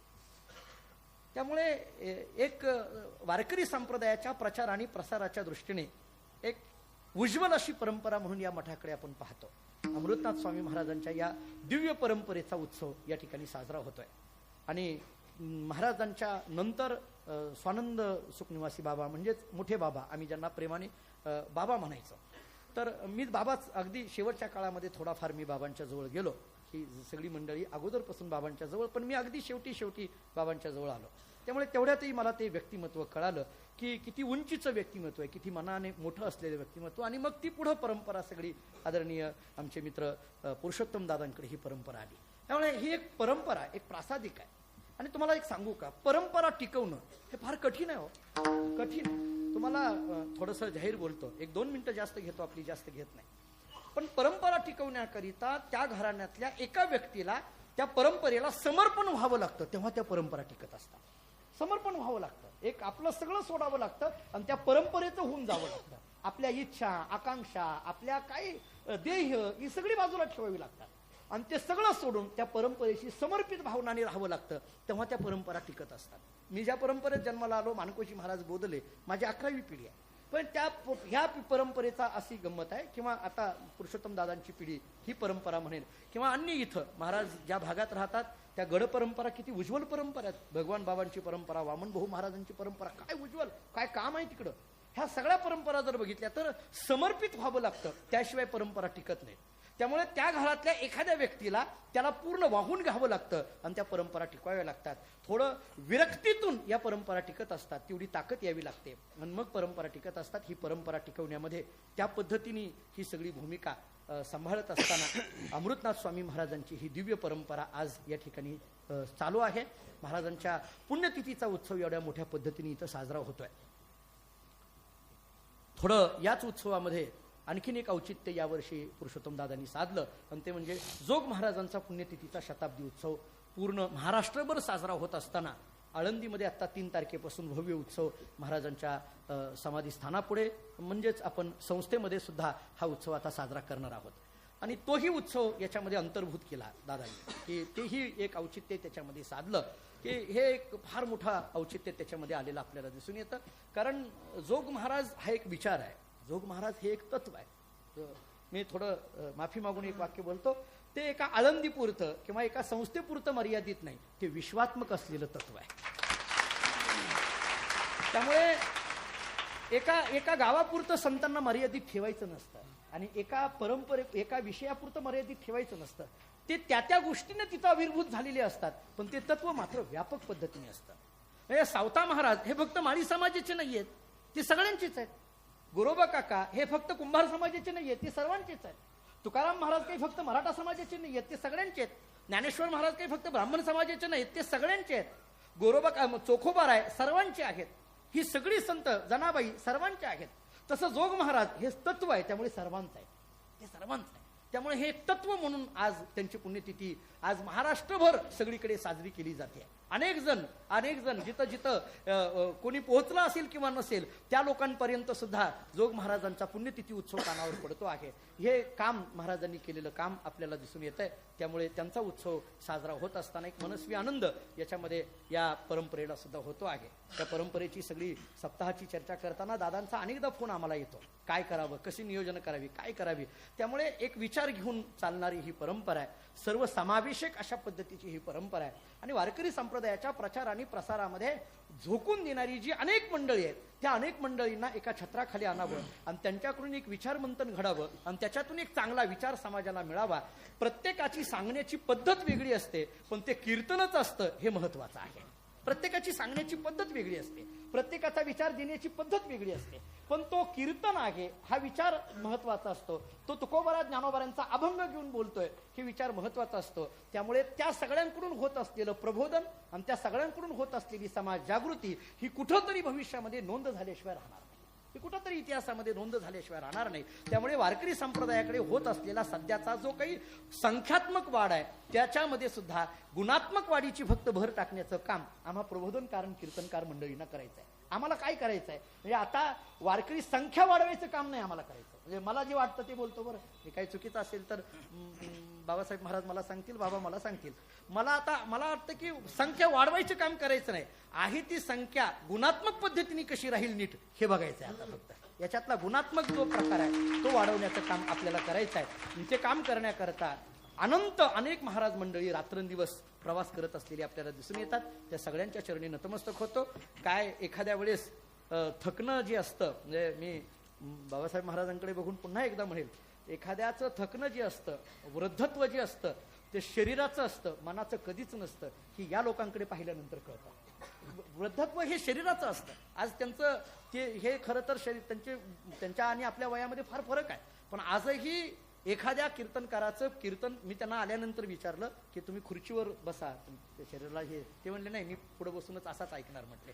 त्यामुळे माझ्यापेक्षा वयाने लहान नवे माझ्याकडे बघूनच, थोडं त्यांच्या भाषेत बोलायचं झालं तर मी गावात तुझ्या येत होतो तेव्हा तू चड्डी घालत होता असं त्यांनी मला म्हटलं तरी वावगं ठरणार नाही. म्हणजे तसं पण अशा मुलाचं कीर्तन सुद्धा ऐकण्याकरता मोकळ्या मनाने बसणं, आणि मला वाटतं हा मनाचा मोठेपणा हीच वारकरी संप्रदायाची ताकद आहे. ही ताकद हा मनाचा मोठेपणा ह्या आळंदीमध्ये मी बघतो. म्हणजे अनेकदा आम्ही कीर्तनाला येतो तेव्हा ही जी आपली उपस्थिती आहे आपण जे मोकळ्या मनाने हे जे काही प्रेम करता, अनेक कीर्तनकारांवर करता, सगळ्याच कीर्तनकारावर जेवढं प्रेम हे सगळ्या म्हणजे या 7ही दिवसामध्ये जे जे कीर्तनकार आले, ठीक आहे परवाच्या दिवशी थोडं जास्त प्रेम असेल, काय असं नाही, थोडं जास्त त्याला काय असतंय, पण प्रेमच आहे, नाही असं नाही, आमच्यावरही तेच आहे, थोडं जास्तच आहे, थोडा त्या प्रेमाचा वर्षाव थोडासा शिंपडतो, थोडं जास्त कुठं मोठं होत असतं, नाही असं नाही. मला दादांनी सांगितलं रस्ते ब्लॉक करावे लागले, म्हटलं काही हरकत नाही, हा प्रेमाचा वर्षावच आहे, नाही असं नाही.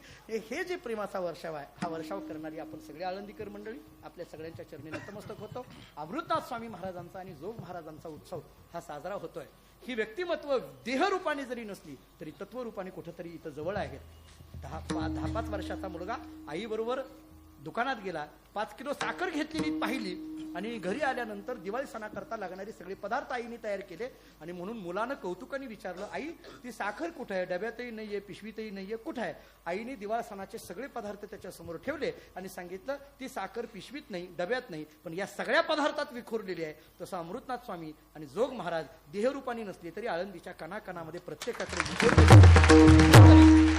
आमच्याकडे बघत असतील, कुठून तरी आमच्यावरती कृपादृष्टी करत असतील आणि त्यांची कृपादृष्टी व्हावी एवढीच भावना पुन्हा एकदा त्यांच्या चरणी करतो. झालेली सेवा, थोडी वाढलेली वेळ, मी माफी मागतो, आपली थोडीशी तुमची जास्त वेळ मला घ्यावी लागली, पण पुन्हा एकदा आपल्या सगळ्यांच्या चरणी नतमस्तक होतो. ही सेवा ज्ञानेश्वर महाराजांच्या, तुकोबारायांच्या, जोग महाराजांच्या, अमृतनाथ स्वामी महाराजांच्या आणि मी ज्या परंपरेत जन्माला आलो त्या मानकोजी महाराजांच्या चरणी ही समर्पित करतो. इथंच थांबतो. ज्ञानेश्वर